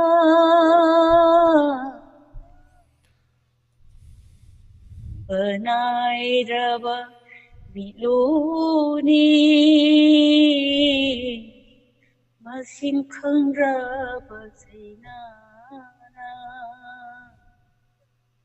मसिं खंग्रब सैनाना मसिं खंग्रब सैनाना Thank you all. ꯌꯥꯝ ꯐꯖꯕ ꯑꯩꯈꯣꯏꯅ ꯀꯌꯥ ꯑꯗꯨꯝ ꯇꯥꯖꯍꯧꯗꯕ ꯐꯤꯂꯝꯁꯤꯗ ꯑꯗꯨꯝ ꯌꯦꯡꯈꯤꯕꯅꯤ ꯑꯗꯨꯒ ꯃꯌꯥꯝꯅ ꯌꯥꯝ ꯈꯪꯅꯕ ꯋꯥꯠꯄ ꯏꯁꯩ ꯑꯃ ꯑꯗꯨꯝ ꯈꯨꯗꯣꯜ ꯇꯝꯕꯤꯔꯝꯃꯤ ꯌꯥꯝ ꯐꯖꯅ ꯐꯥꯕꯤꯔꯝꯃꯦ ꯍꯥꯏꯇꯥꯔꯦ ꯃꯌꯥꯝꯅꯁꯨ ꯍꯥꯟꯅ ꯍꯥꯏꯗꯣꯛꯈꯤꯕꯒꯤ ꯈꯪꯕꯩ ꯋꯥꯅꯤ ꯑꯗꯨꯒ ꯑꯗꯨꯝ ꯈꯪꯉꯝꯃꯣꯏꯌꯦ ꯎꯔꯦ ꯃꯥꯙꯕꯤꯗ ꯌꯥꯎꯈꯤꯕꯅꯦ ꯍꯥꯏꯕꯁꯦꯀꯣ ꯊꯥꯒꯠꯆꯔꯤ ꯏꯃꯥ ꯀꯥꯏꯅꯈꯤꯕꯒꯤ ꯃꯇꯝꯗꯣ ꯑꯗꯨꯗꯅꯦ ꯍꯣꯏ ꯃꯇꯥꯡꯗꯨꯗ ꯁꯛꯄꯅꯦꯕ ꯎꯔꯦ ꯃꯥꯙꯕꯤꯗꯤ ꯑꯩ ꯌꯦꯡꯖꯍꯧꯗꯦ ꯑꯔꯤꯕꯒꯤ ꯎꯔꯦ ꯃꯥꯙꯕꯤ ꯑꯍꯥꯟꯕꯒꯤ ꯐꯤꯂꯝꯗꯨꯒꯤ ꯏꯁꯩꯅꯦꯕꯀꯣ ꯑꯗꯣ ꯍꯧꯖꯤꯛꯁꯤꯅ ꯑꯌꯥꯝꯕꯅ ꯌꯥꯝꯅ ꯄꯣꯄꯨꯂꯔ ꯑꯣꯏꯁꯤꯅ ꯆꯥꯂꯤꯕ ꯂꯝꯕꯩꯒꯨꯝꯕ ꯑꯗꯒꯤ ꯇꯥꯡꯖꯕꯤ ꯎꯔꯤꯅ ꯍꯥꯏꯕꯗꯣ ꯑꯩ ꯁꯛꯆꯈ꯭ꯔꯦ ꯑꯗꯨ ꯃꯇꯝꯗꯨꯗ ꯏꯆꯥꯁꯤꯡꯈꯩꯅ ꯍꯥꯏꯔꯦ ꯑꯩꯅ ꯌꯥꯝ ꯄꯥꯝꯖꯕ ꯏꯁꯩꯅꯦ ꯃꯃꯥꯅ ꯁꯛꯏꯁꯤꯒ ꯍꯥꯏꯕꯤꯔꯛꯈꯤꯕ ꯂꯥꯏꯐꯇꯀꯣ ꯑꯗꯒꯤ ꯄꯨꯟꯁꯤꯒꯤ ꯑꯔꯣꯏꯕ ꯀꯨꯟꯗꯣ ꯄꯔꯦꯡ ꯑꯗꯨꯃꯒ ꯑꯗꯨ ꯑꯗꯨꯝ ꯃꯊꯪ ꯁꯛꯆꯈ꯭ꯔꯕꯅꯦ ꯑꯗꯨ ꯏꯆꯥꯅ ꯌꯥꯝ ꯄꯥꯝꯖꯕ ꯏꯁꯩ ꯑꯃ ꯁꯛꯆꯒꯦꯅ ꯈꯟꯖꯕꯅꯦꯕ ꯉꯁꯤꯁꯦ ꯑꯩꯁꯨ ꯅꯣꯡꯃꯗꯨꯗ ꯂꯧꯔꯣꯝꯗ ꯉꯥꯛꯇꯪ ꯁꯨꯝ ꯆꯠꯂꯨꯕ ꯋꯥꯀꯤꯡ ꯑꯣꯏꯅ ꯑꯗꯨ ꯅꯣꯡ ꯆꯣꯜ ꯍꯜꯂꯛꯄꯁꯤꯗ ꯑꯩꯁꯦ ꯉꯥꯛꯇꯪ ꯊꯝꯖꯟꯅꯅ ꯇꯨꯃꯤꯟ ꯂꯩꯕ ꯁꯛ ꯌꯦꯡꯉꯀꯥꯟꯗ ꯏꯆꯥ ꯑꯣꯏꯔꯝꯕꯩ ꯋꯥꯅꯤ ꯏꯆꯥ ꯑꯣꯏꯔꯤꯉꯩꯁꯤꯗ ꯏꯁꯩ ꯑꯝꯇꯪ ꯁꯛꯆꯍꯧꯔꯒꯦ ꯁꯤꯅꯦ ꯑꯩꯁꯨ ꯑꯗꯨꯗ ꯏꯆꯥꯅ ꯅꯤꯡꯁꯤꯡꯕ ꯅꯪꯁꯦ ꯇꯧꯕ ꯏꯁꯩꯗꯨ ꯏꯆꯥꯅ ꯍꯦꯛ ꯁꯨꯝ ꯉꯪꯕꯗꯣ ꯑꯗꯨꯗ ꯑꯩ ꯃꯗꯨ ꯁꯛꯆꯒꯦ ꯈꯟꯕ ꯑꯗꯨ ꯀꯣꯂꯔ ꯐꯥꯁ ꯀꯣꯂꯔꯗꯨꯅ ꯁꯛꯈꯤꯕꯗꯨꯗ ꯑꯩꯅ ꯑꯁ ꯑꯣꯀꯦ ꯇꯥꯔꯦ ꯁꯤꯗꯦꯅ ꯑꯗꯨꯝ ꯈꯟꯈ꯭ꯔꯕ ꯊꯦꯡꯛ ꯌꯨ ꯃꯌꯥꯝꯕꯨ ꯊꯥꯒꯠꯆꯔꯤ ꯊꯥꯒꯠꯆꯔꯤ ꯏꯃꯥ ꯑꯅꯥ ꯑꯌꯦꯛ ꯌꯥꯎꯗꯅ ꯄꯨꯟꯁꯤ ꯅꯨꯡꯁꯥꯡꯅ ꯄꯨꯟꯅ ꯂꯩꯃꯤꯟꯅꯈꯤꯁꯤ ꯂꯩꯃꯤꯟꯅꯈꯤꯁꯤ thank you Hemulata and Brozen Laisram Kudimuk Taram Noxeri Hemulata and Sar Abu Udabu Kuire Hay Anabama Isagi Anabama Labadagi Faber Labadagi Madam Kra Lapore Matangi Kodo Kudung Sapizari hello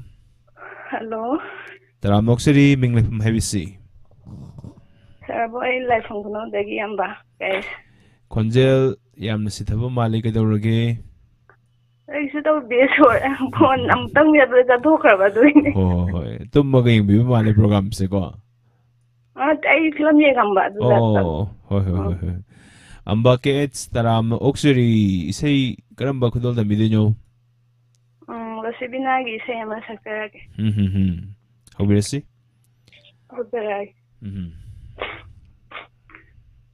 ꯑꯩꯒꯤ ꯊꯃꯣꯏꯒꯤ ꯅꯨꯡꯁꯤꯕ ꯊꯃꯣꯏꯗ ꯑꯁꯨꯝ ꯂꯩꯌꯨꯀꯣ ꯑꯩꯒꯤ ꯊꯃꯣꯏꯒꯤ ꯅꯨꯡꯁꯤꯕ ꯊꯃꯣꯏꯗ ꯑꯁꯨꯝ ꯂꯩꯌꯨꯀꯣ ꯀꯔꯤꯒꯨꯝꯕꯗ ꯅꯨꯡꯁꯤꯅ ꯀꯔꯤꯒꯨꯝꯕꯗ ꯃꯤꯅꯣꯛꯅ ꯀꯔꯤꯒꯨꯝꯕꯗ ꯅꯨꯡꯁꯤꯅ ꯀꯔꯤꯒꯨꯝꯕꯗ ꯃꯤꯅꯣꯛꯅ ꯐꯣꯡꯗꯣꯛꯀꯦ ꯈꯟꯅ ꯐꯣꯡꯗꯣꯔꯛꯀꯅꯨ ꯑꯩꯒꯤ ꯊꯃꯣꯏꯒꯤ ꯅꯨꯡꯁꯤꯕ ꯊꯃꯣꯏꯗ ꯑꯁꯨꯝ ꯂꯩꯌꯨꯀꯣ ꯂꯝꯂꯥꯟꯗ ꯀꯅꯥꯕꯨ ꯅꯨꯡꯁꯤꯗꯕ ꯀꯤꯖꯩꯅꯦ ꯊꯃꯣꯏ ꯃꯁꯛ ꯈꯪꯗꯕꯅ ꯂꯝꯂꯥꯟꯗ ꯀꯅꯥꯕꯨ ꯅꯨꯡꯁꯤꯗꯕ ꯀꯤꯖꯩꯅꯦ ꯊꯃꯣꯏ ꯃꯁꯛ ꯈꯪꯗꯕꯅ ꯀꯥꯏꯅ ꯃꯩꯁꯥ ꯂꯥꯡꯍꯧꯕ ꯌꯥꯏ ꯅꯨꯡꯁꯤꯠ ꯆꯩꯅ ꯈꯪꯍꯧꯕ ꯌꯥꯏ ꯀꯥꯏꯅ ꯃꯩꯁꯥ ꯂꯥꯡꯍꯧꯕ ꯌꯥꯏ ꯅꯨꯡꯁꯤꯠ ꯆꯩꯅ ꯈꯪꯍꯧꯕ ꯌꯥꯏ ꯀꯥꯏꯅ ꯃꯩꯁꯥ ꯂꯥꯡꯕ ꯉꯝꯖꯔꯣꯏ ꯅꯨꯡꯁꯤꯒꯤ ꯆꯩꯅ ꯈꯪꯕ ꯉꯝꯖꯔꯣꯏ ꯑꯩꯒꯤ ꯊꯃꯣꯏꯒꯤ ꯅꯨꯡꯁꯤꯕ ꯊꯃꯣꯏꯗ ꯑꯁꯨꯝ ꯂꯩꯌꯨꯀꯣ ꯆꯥꯠꯆꯒꯦ ꯏꯇꯣꯝꯇ ꯅꯣꯛꯃꯩꯁꯥ ꯂꯥꯡꯗꯅ ꯀꯦꯅ ꯅꯧꯅ ꯏꯪꯇꯝꯅ ꯆꯥꯠꯆꯒꯦ ꯏꯇꯣꯝꯇ ꯅꯣꯛꯃꯩꯁꯥ ꯂꯥꯡꯗꯅ ꯀꯦꯅ ꯅꯧꯅ ꯏꯪꯇꯝꯅ ꯍꯥꯏꯔꯛꯀꯅꯨ ꯅꯨꯡꯁꯤꯕ ꯋꯥꯍꯩ ꯑꯃꯇ ꯊꯃꯣꯏ ꯏꯔꯥꯡ ꯍꯧꯍꯟꯕꯤꯅꯨ ꯍꯥꯏꯔꯛꯀꯅꯨ ꯅꯨꯡꯁꯤꯕ ꯋꯥꯍꯩ ꯑꯃꯇ ꯊꯃꯣꯏ ꯏꯔꯥꯡ ꯍꯧꯍꯟꯕꯤꯅꯨ ꯀꯥꯏꯅ ꯃꯩꯁꯥ ꯂꯥꯡꯕ ꯉꯝꯖꯔꯣꯏ ꯅꯨꯡꯁꯤꯒꯤ ꯆꯩꯅ ꯈꯥꯡꯕ ꯉꯝꯖꯔꯣꯏ ꯑꯩꯒꯤ ꯊꯃꯣꯏꯒꯤ ꯅꯨꯡꯁꯤꯕ ꯊꯃꯣꯏꯗ ꯑꯁꯨꯝ ꯂꯩꯀꯣ ꯀꯔꯤꯒꯨꯝꯕꯗ ꯅꯨꯡꯁꯤꯅ ꯀꯔꯤꯒꯨꯝꯕꯗ ꯅꯣꯛꯅ ꯀꯔꯤꯒꯨꯝꯕꯗ ꯅꯨꯡꯁꯤꯅ ꯀꯔꯤꯒꯨꯝꯕꯗ ꯅꯣꯛꯅ ꯐꯣꯡꯗꯣꯛꯀꯦ ꯈꯟꯅ ꯐꯣꯡꯗꯣꯔꯛꯀꯅꯨ ꯑꯩꯒꯤ ꯊꯃꯣꯏꯒꯤ ꯅꯨꯡꯁꯤꯕ ꯊꯃꯣꯏꯗ ꯑꯁꯨꯝ ꯂꯩꯀꯣ ꯁꯥꯔ ꯂꯣꯏꯔꯦ ꯑꯝꯕꯥꯒꯤ ꯏꯁꯩꯁꯦ ꯌꯥꯝꯗꯤ ꯐꯖꯩ ꯑꯗꯨꯒ ꯂꯝꯖꯦꯟꯒꯨꯝꯕ ꯆꯦꯜꯂꯨꯔꯒ ꯄꯥꯈꯠꯂꯒ ꯁꯛꯄ ꯃꯥꯟꯕ ꯍꯥꯏꯇꯥꯔꯦ ꯁꯥꯔ ꯑꯗꯨꯝ ꯀꯃꯥꯏꯅ ꯇꯧꯔꯤꯅꯣ ꯈꯪꯗꯦ ꯑꯩꯅꯗꯤ ꯑꯗꯨꯝ ꯐ꯭ꯔꯤꯗ ꯁꯛꯆꯩꯅꯦꯕꯀꯣ ꯍꯣꯏ ꯄꯥꯈꯠꯄꯁꯨ ꯅꯠꯇꯦ ꯑꯗꯒꯤ ꯋꯥꯕꯁꯨ ꯅꯠꯇꯦꯕꯀꯣ ꯍꯣꯏ ꯑꯗꯨꯕꯨ ꯏꯁꯩꯗꯤ ꯌꯥꯝ ꯐꯖꯅ ꯈꯨꯗꯣꯜ ꯇꯝꯕꯤꯔꯝꯃꯤꯗ ꯊꯦꯡꯛ ꯌꯨ ꯊꯥꯒꯠꯆꯔꯤ ꯑꯝꯕꯥ ꯀꯦꯁ ꯉꯁꯤ ꯂꯥꯏꯞ ꯆꯠꯇꯁꯨ ꯌꯥꯝ ꯊꯥꯒꯠꯄꯤꯔꯤꯕ ꯃꯌꯥꯝꯁꯤꯗꯗꯤ ꯀꯩ ꯍꯥꯏꯕꯤꯅꯤꯡꯒꯦ ꯃꯌꯥꯝ ꯄꯨꯝꯅꯃꯛ ꯊꯥꯒꯠꯆꯔꯤ ꯑꯩꯒꯤ ꯏꯁꯩ ꯍꯩꯕ ꯍꯩꯇꯕ ꯂꯣꯏꯐꯥꯎ ꯇꯥꯕꯤꯕꯒꯤ ꯂꯣꯏꯕ ꯇꯥꯕꯤꯕꯒꯤ ꯊꯥꯒꯠꯆꯔꯤ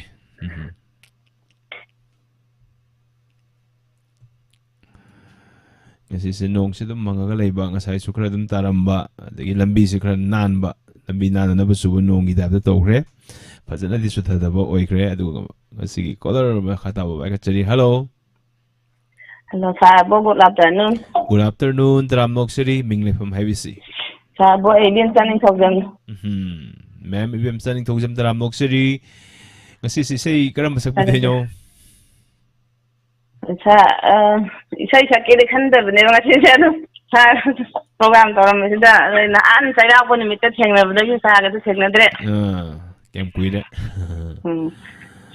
Ada sum puspana ki sai sum nahan mukti sak khare da sum tem selak. Obviously.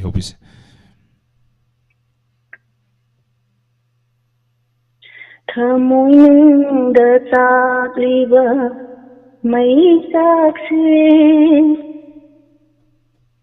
Thamoy da takliba mai sakse kana mata khandana lutuna thanjabani adobo kingbanandana sinthararini mitlugi pirana ngasidi thamoy nungda takliba mai sakse nangna ilata leblabada kauki kunsigi awabakaya nangna ilata leblabada kauki kunsigi awabakaya nasidi naito tarabada thamoyna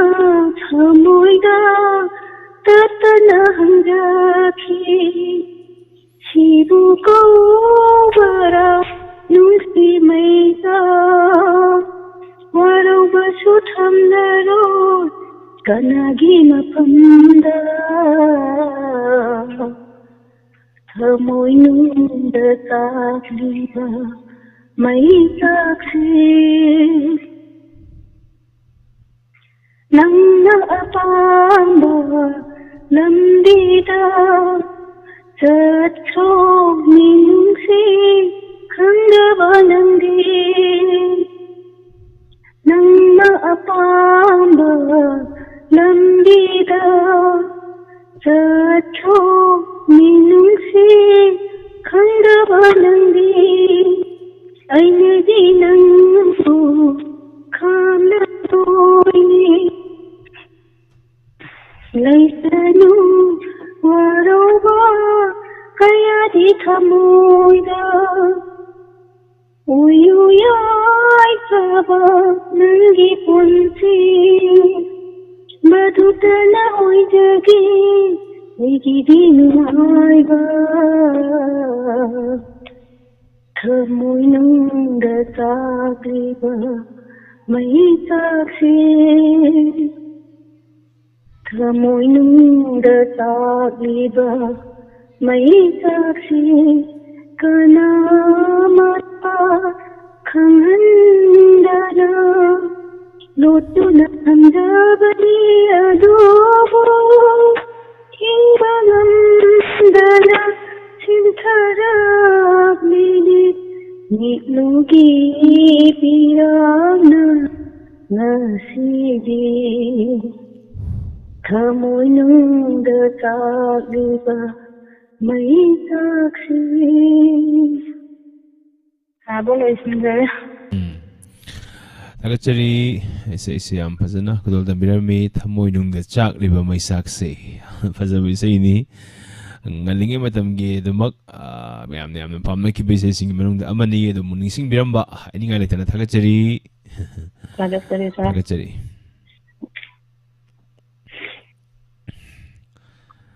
to lapsa ta library ba sing isa isa ma kudol tamjagi to bane dubu haksang se kya nungai bu oidriba haitare aduna maram moiraga adum am thuna hek phabaga dum seksege hello ojaba taram nokseri mingle from habisi ojaba good afternoon ngasi jo adom do jabo ate nongthi nonga mero pom tai chumbra hoi nong khara mange ngasi se aduna ju nong mangbodu ꯑꯈꯥ ꯌꯥꯎꯗꯅꯕ ꯏꯁꯩꯁꯤ ꯈꯤꯇꯪ ꯃꯇꯦꯛ ꯑꯃ ꯁꯝꯖꯟꯖꯒꯦꯅ ꯇꯧꯖꯔꯛꯄꯅꯦ ꯅꯣꯡ ꯑꯀꯥꯔ ꯌꯥꯎꯗꯅꯕꯀꯣ normal ꯅꯣꯡ ꯑꯣꯏꯅ ꯆꯨꯅꯕ ꯍꯥꯏꯇꯥꯔꯦ ꯃꯤꯡ ꯂꯩꯐꯝ ꯑꯝꯇꯪ ꯍꯥꯏꯕꯤꯌꯨ ꯖꯥꯕꯣꯏ ꯚꯤꯝꯁꯦꯟ ꯁꯔꯨꯡꯕꯝꯅꯦ ꯖꯥꯕꯣꯏ ꯚꯤꯝꯁꯦꯟ ꯁꯔꯨꯡꯕꯝ ꯂꯩꯐꯝꯁꯦ ꯂꯩꯐꯝꯁꯤ ꯌꯥꯏꯔꯤꯄꯣꯛ ꯌꯥꯝꯕꯦꯝ ꯌꯥꯏꯔꯤꯄꯣꯛ ꯌꯥꯝꯕꯦꯝꯗꯒꯤ ꯚꯤꯝꯁꯦꯟ ꯁꯔꯨꯡꯕꯝ ꯂꯥꯏꯐ ꯆꯠꯇꯗꯃꯛ ꯂꯩꯕꯤꯕꯗꯨꯅꯤ ꯃꯌꯥꯝ ꯍꯣꯏ ꯇꯣꯏꯅ ꯊꯦꯡꯅꯕꯗꯨꯅꯤ ꯏꯁꯩ ꯅꯣꯡ ꯈꯥꯛꯇꯅꯕꯅꯦ ꯍꯥꯏ ꯃꯌꯥꯝ ꯇꯥꯅꯤꯡꯕꯅ ꯂꯣꯏꯔꯝꯃꯅꯤ ꯀꯩ ꯏꯁꯩꯅꯣ ꯈꯟꯕꯗꯀꯣ ꯑꯗꯨ ꯈꯪꯗꯦ ꯊꯥꯏꯅꯗꯤ ꯐꯌꯦꯡꯗ ꯅꯣꯡ ꯈꯥꯝꯅꯕ ꯍꯣꯠꯅꯕꯗ ꯂꯦꯟ ꯑꯣꯏꯅ ꯇꯧꯋꯦ ꯑꯗꯣ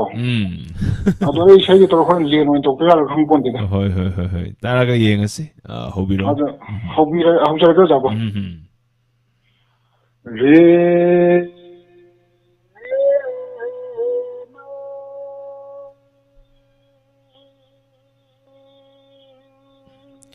ꯍꯜꯂꯣ ꯇꯥꯕꯤꯕ꯭ꯔꯣ ꯑꯧ ꯂꯥꯞꯊꯣꯛꯄ ꯃꯥꯜꯂꯦ ꯑꯝꯇ ꯇꯥꯈꯤꯗ꯭ꯔꯦ ꯈꯤꯇꯪ ꯅꯛꯁꯤꯜꯂ ꯁꯛꯄꯤꯌꯨ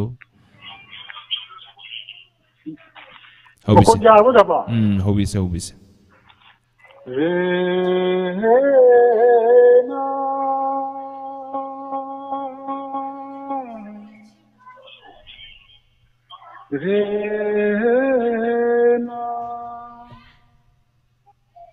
ꯌꯥꯗꯕ꯭ꯔꯣ ꯖꯥꯕ ꯃꯈꯥ ꯇꯥꯕꯤꯁꯤ ꯗꯨꯔꯚꯇꯔꯒꯨꯝ ꯉꯥꯂꯝꯕꯤꯌꯣ ꯑꯄꯥꯏꯕ ꯂꯩꯊꯤꯜꯒꯨꯝ ꯃꯥꯡꯈ꯭ꯔꯕꯤ ꯂꯦꯡꯗ꯭ꯔ ꯄꯥꯃꯦꯜꯒꯨꯝ ꯂꯦꯞꯂꯝꯕꯤꯌꯣ ꯂꯝꯂꯥꯟꯗ ꯀꯅꯥꯒꯤ ꯑꯣꯏꯈ꯭ꯔꯕꯤ ꯀꯥꯏꯅꯔꯒ ꯅꯣꯛꯄ ꯉꯝꯕꯤ ꯀꯥꯏꯅꯔꯒ ꯅꯣꯛꯄ ꯉꯝꯕꯤ ꯅꯪꯕꯨ ꯀꯔꯝ ꯂꯦꯟꯕꯒꯦ ꯅꯤꯡꯁꯤꯡꯂꯛꯂꯦ ꯅꯧꯍꯧꯅꯅ ꯅꯣꯡꯊꯤ ꯅꯣꯡꯉꯝꯕ ꯅꯨꯃꯤꯠ ꯈꯨꯗꯤꯡꯗ ꯐꯥꯗꯜ ꯐꯥꯕ ꯑꯍꯤꯡ ꯄꯤꯕ ꯑꯩꯗꯤ ꯊꯥꯕꯜ ꯃꯉꯥꯜ ꯌꯦꯡꯕ ꯅꯠꯇꯦ ꯆꯥꯅꯗꯤ ꯅꯪꯅ ꯌꯣꯟꯕ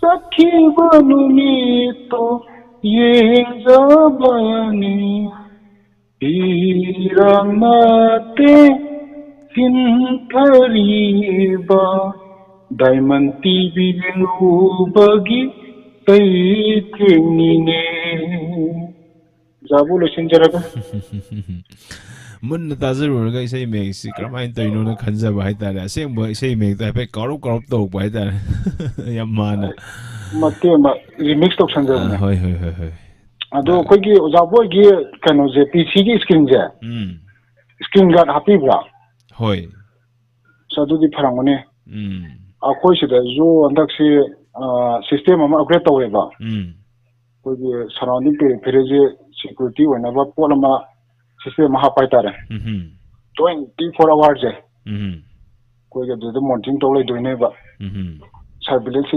CCTVꯁꯦ ꯍꯣꯏ ꯃꯗꯨꯗ ꯅꯣꯡꯃ ꯑꯍꯤꯡꯗ ꯗ꯭ꯌꯨꯇꯤ ꯇꯧꯔꯕꯁꯤ ꯅꯣꯡꯉꯥꯜꯂ ꯃꯤꯁꯤꯡ ꯑꯁꯨꯝ ꯉꯥꯡꯕ ꯅꯥꯕꯗ ꯍꯣꯏ ꯍꯣꯏ ꯍꯣꯏ ꯍꯣꯏ ꯑꯗꯣ ꯑꯣꯖꯥꯕꯨꯗꯤ ꯊꯧꯔꯝꯁꯤꯗꯤ ꯏꯁꯀ꯭ꯔꯤꯟ ꯀꯩꯅꯣ ꯌꯥꯎꯗ꯭ꯔꯗꯤꯀꯣ ꯑꯗꯨꯝ ꯌꯥꯝ ꯂꯩꯕꯅꯤꯅ ꯅꯨꯡꯉꯥꯏꯕ ꯊꯥꯒꯠꯆꯩ ꯁꯥꯔ ꯚꯤꯝꯁꯟ ꯁꯔꯨꯡꯕꯝ ꯏꯁꯩ ꯌꯥꯝ ꯐꯖꯕ ꯑꯃ ꯃꯌꯦꯛꯁꯤ ꯈꯔ ꯑꯣꯟꯊꯣꯛꯑꯒ ꯈꯨꯗꯣꯜ ꯊꯝꯕꯤꯔꯝꯃꯤ ꯊꯥꯒꯠꯆꯩ ꯍꯣꯏ ꯑꯣꯖꯥ ꯑꯩꯁꯨ ꯅꯨꯡꯊꯤ ꯅꯣꯡꯉꯝꯕꯁꯤꯗꯅꯦ ꯑꯩꯈꯣꯏꯒꯤ ꯈꯤꯇꯪ ꯀꯩꯅꯣ ꯇꯧꯔꯛꯄ ꯁꯛꯅꯤꯡꯕꯒꯤ ꯋꯥꯈꯜꯂꯣꯟ ꯑꯃ ꯂꯥꯛꯇꯅ ꯁꯨꯝ ꯊꯧꯔꯝꯁꯤ ꯌꯥꯎꯖꯔꯛꯄꯅꯦ ꯊꯥꯒꯠꯆꯔꯤ ꯀꯣꯜ ꯇꯧꯕꯤꯔꯛꯇꯨꯅ ꯁꯔꯨꯛ ꯌꯥꯕꯤꯔꯝꯕ ꯊꯥꯒꯠꯆꯔꯤ ꯊꯦꯡꯛ ꯌꯨ ꯁꯦꯁꯟ ꯑꯁꯤ ꯊꯧꯔꯝ ꯑꯁꯤ ꯄꯨꯡ 1:30 ꯃꯌꯥ ꯆꯠꯊꯔꯛꯑꯦ ꯑꯗꯨꯅ ꯉꯁꯤꯒꯤ ꯑꯔꯣꯏꯕ ꯀꯣꯂꯔ ꯂꯧꯈꯠꯆꯔꯤ ꯍꯜꯂꯣ ꯍꯜꯂꯣ ꯁꯤꯕꯨ ꯗꯥꯏꯃꯟ ꯇꯤꯚꯤ ꯏꯁꯩ ꯁꯛꯅꯁꯤ ꯄ꯭ꯔꯣꯒ꯭ꯔꯥꯝ ꯅꯠꯇ꯭ꯔꯣ ꯌꯥꯝ ꯆꯨꯝꯅ ꯍꯥꯏꯕꯤꯔꯛꯑꯦ ꯏꯁꯥꯒꯤ ꯃꯤꯡ ꯂꯩꯐꯝ ꯑꯝꯇꯪ ꯍꯥꯏꯕꯤꯌꯨ ꯑꯩꯁꯤ ꯀꯛꯆꯤꯡꯗꯒꯤꯅꯦ ꯀꯛꯆꯤꯡꯗꯒꯤ ꯏꯃꯥ ꯕꯤꯔꯣꯂꯇꯥꯅꯦ ꯇꯔꯥꯝ ꯅꯣꯛꯆꯔꯤ ꯏꯃꯥ ꯉꯁꯤ ꯏꯁꯩ ꯁꯛꯅꯁꯤ ꯊꯧꯔꯝꯅꯤ ꯀꯔꯝꯕ ꯏꯁꯩ ꯈꯨꯗꯣꯜ ꯇꯝꯕꯤꯗꯣꯏꯅꯣ ꯏꯃꯥꯁꯤ ꯏꯁꯩꯁꯤ ꯁꯛꯇꯕ ꯀꯨꯏꯔꯕ 쿠피티 애가도 또봐 수팡팡다 봐 음식 아동아티 팡이에 지다디 우리 팡이에 제 마치 이세지 안트락스리 원에 떠오르네 허허허허 이세지 이세게 지다 따라 무지 꼭천 떠오르네 마땡 깔라깔까나 나노 칸권나테 완전 칸토이니 마뚱 팡다가 시야이고 허허허 라이트 잘레비디바 이기나 우마이베 이봉이 좋아. 마기 세이 다르가 와로비로 있고 마기 빙조에 벌까이노 알로 버시다이다. 간디엔. 빙조에 대해서 호비레스. 빙조에 빙조에 타모이나. 빙조에 빙조에 타모이나. 미께 사는 타모이 마냐 밤들이 빙조에 빙조에 타모이나. Laknarugi ngati Hanarugi kumaidu Laknarugi ngati Hanarugi kumaidu Umidang waidam nusi Tum kanghalugi isi Laknarugi ngati Tum Kongli utumna Tamna yedi kunta Lauria liba kundi bakang ting Lauria liba kundi bakang ting Umanga tetap tari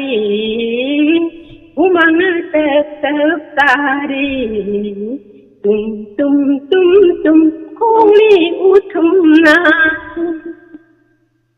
Bantau mangun kendo mang Sarayang bamang dekha Samlang kucak nari biuda, giat na hui, oi na o, ui na hungi na o, pangandin jagui chari, jari kusil keli, pantau mangkon kenjong la.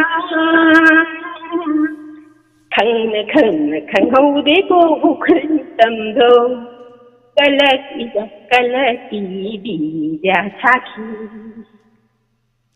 Na bảo khuôn đi nước chi na đầm giật đi kia này na bảo khuôn đi nước chi na đầm giật đi kia này mi gì mà cha ôi bơ rồi dùng bơ ô nâng bu lăng bánh gì nung hông hông khâu đẹp và đà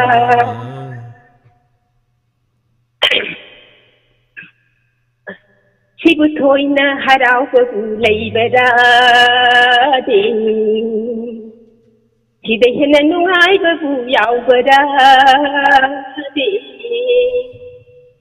Ita mayam koi bu làm ya làm koi bu làm chung là chỉ để phải chung là chỉ để hàng dinh lại mang du tại năng nơi cái tuổi xa bơ đa nhắc thấy cái gì tha bơ ai bu cao đó bơ đô cô cao đó bơ đô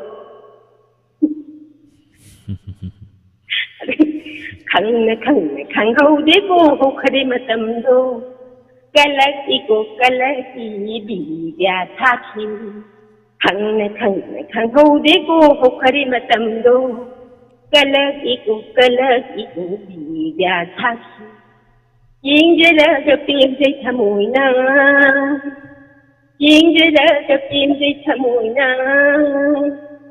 ikke sanan Mui mana pam jadi, nikke sana, mui mana pam jadi. Thank you. Saya ingin saya hekap mari cakap ni saya pangga betul kangge dah. Saya nipan mapan ni maya ni lep tu na za cakap bila mise. Adu mi thok prom mayak sibo mamang imagi mamang dah. Ha. Mayak se kara sem itho thamra ba ho bese. Oh, what's that? I said, and that's the Sakira that some ceremony who you did say, that you later back. Hoi. And around me down to take a the Tumia, the Basida Go. The Malaga, Lagi Pusbani, so Tama is dealing to Nagare. I don't hang but in Haiti program like that. And I really got it more. I told her that I say something sing by them among it doesn't say I didn't sing, but I don't. Yang pasana call sa mo pangi ida pasana na itabiram me ima thagat chali punsin usang na da bobu mama na yamna phari ngati ji kon thang ba sida thagat chali punsin usang ba na da yek ta ba puno minar se ima na ba ya de ija mai na ba ya de kuina au ima tu diamond so da magila kani diamond dibigi da inak na mani ka singji adu ekta ahal lo singrak bana khangde ani ya moidri mi da tahi hum phuma to ya ji isa da di tahi nitfu agi khanjari bini yam drida hum hele kadi sangang ti boy ka tin to khole su khong kon de iman masu ka sang pasu ka na khangwa sangin ne agi pop ti masu sangin ne angang sangin ne hoi ya pai wakal gi makasu poli da ko halo solution da bai si no mo soi da siraga da bang akte ne ko sida adum khara nusi sanana na yaudna punna lai mina ba sinyam nuai dise ko hoi thagatsari call the electron saru ya biram banga sigi aroi bu caller thagatsari matang asida losinjana bage ya ba mayam dagi logjage tharomasi hek hobadagi na hoju phawda lengna leibiri basi marakta sangbi rektina leibiri basi khudimak diamond tv gi di amata ngai na ba lan ngaktani adom leibibana khoi sandok saba thorom singda su khoi gi pangal oijari bani makata ba thorom kya da su soidana saruk yamina kisi ngasi gi damakta di mayam gi host aboni ngombamna mayam dagi kaina nabi athang nizari pinabirasi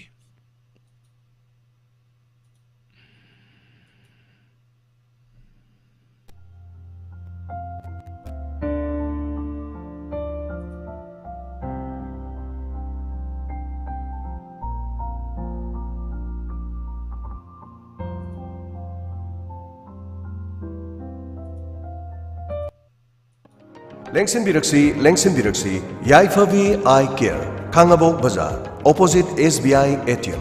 Yaifavi Eye Care na Chahi Khara Asida Miyamda offer kaya pijaduna. Mid lying badu khudong chajadraba singda khudong chaba kaya piduna lakli. Ngasi so amok pujarakle Yaifavi Eye Care gi offer oina. Chali basahi asigi yauksang phawgi oina. Frame the free loinana. Lens to 20% gi offer pijari. Tonga advanced oil technology kaya seasonaduna. Mapam masida sale yamna tingdana mid lying bagi khudong chaba pijari. Angang singi frame, nupa musawadi nupi musa singi frame, ahalaman singi frame, makal kaya gi design singda fangbiragani. Yaifavi Eye Care, Kangabo Bazaar, opposite SBI ATM. Ngasi maleng simbiro, yauksan komayo oina, frame the free loinana, lens the 20% gi offer pijariba. Yaifavi Eye Care da miyamna leng simbiraktuno khudong chaba silobiu. Akopa marol gidama call to view 739-5957-341 Loinana 6009-541203 Yaifavi Eye Care Kangabo Bazaar opposite SBI ATM Nungairabu Paujel Class 10 gi exam Loinana 12 ki exam thakraba mahiroi singidama Nungairabu Mapau Numit tarani gi cake making come entrepreneurship development course ama Chingmeirungda haujaragan exam result ngaina cake making skills haihobana successful entrepreneur oinabagi thama amadi tungi academic career da isana sel tanjaduna parents in the financial support nidana larik mapung phana tambagi khudong chaba silobio Haujiki matamda khutcha haiba amadi satra oina sel tansinba haibasi tangai phadraba hiram amasu occasion or celebration khudimakta cake yaubana maram oiraga cake ki demand asi numit khudinge adumak hengalakli maram aduna isana isabu thabok pijaduna sen tanbagi wakhatbu leirabadi ngasi mokming chansinbiduna course asi yaubiho students housewife unemployed youths loinamakna yaubi yaraba course aman institute asina iramda masida mai pakna entrepreneurs kaya puthokre Wild Forest Institute of Skill Development Chingmairong West Akopa marol gidama 70052 88360 amukahna 70052 88360 athuba matamda class huzarage matamna ayuki pung 9 digina pung 10 phawa Monday to Saturday ngasi mag yawbiho haijin beda mangjaba karisu leite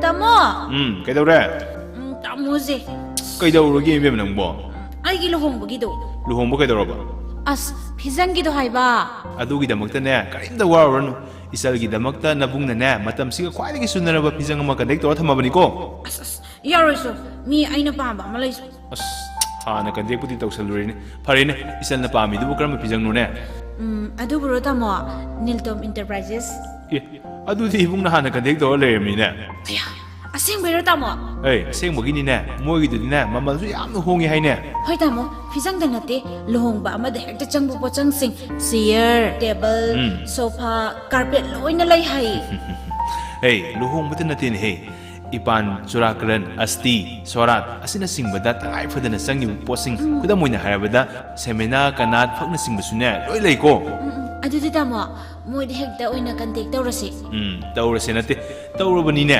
nate nangbo moi contact number di yaujara bro yaudi tamo se ai harage ko nang sep toksulu ko hoi tamo se 9615 270 844 yadra yani tamo aseng mamakni ngasing asimak lengsin birau Niltom Enterprises adom gi luhong gi fizangi amadi atopa deba karma na chingbada su changba tangai fadana changba pochang singsu ahongba mamalda chanjari Niltom Enterprises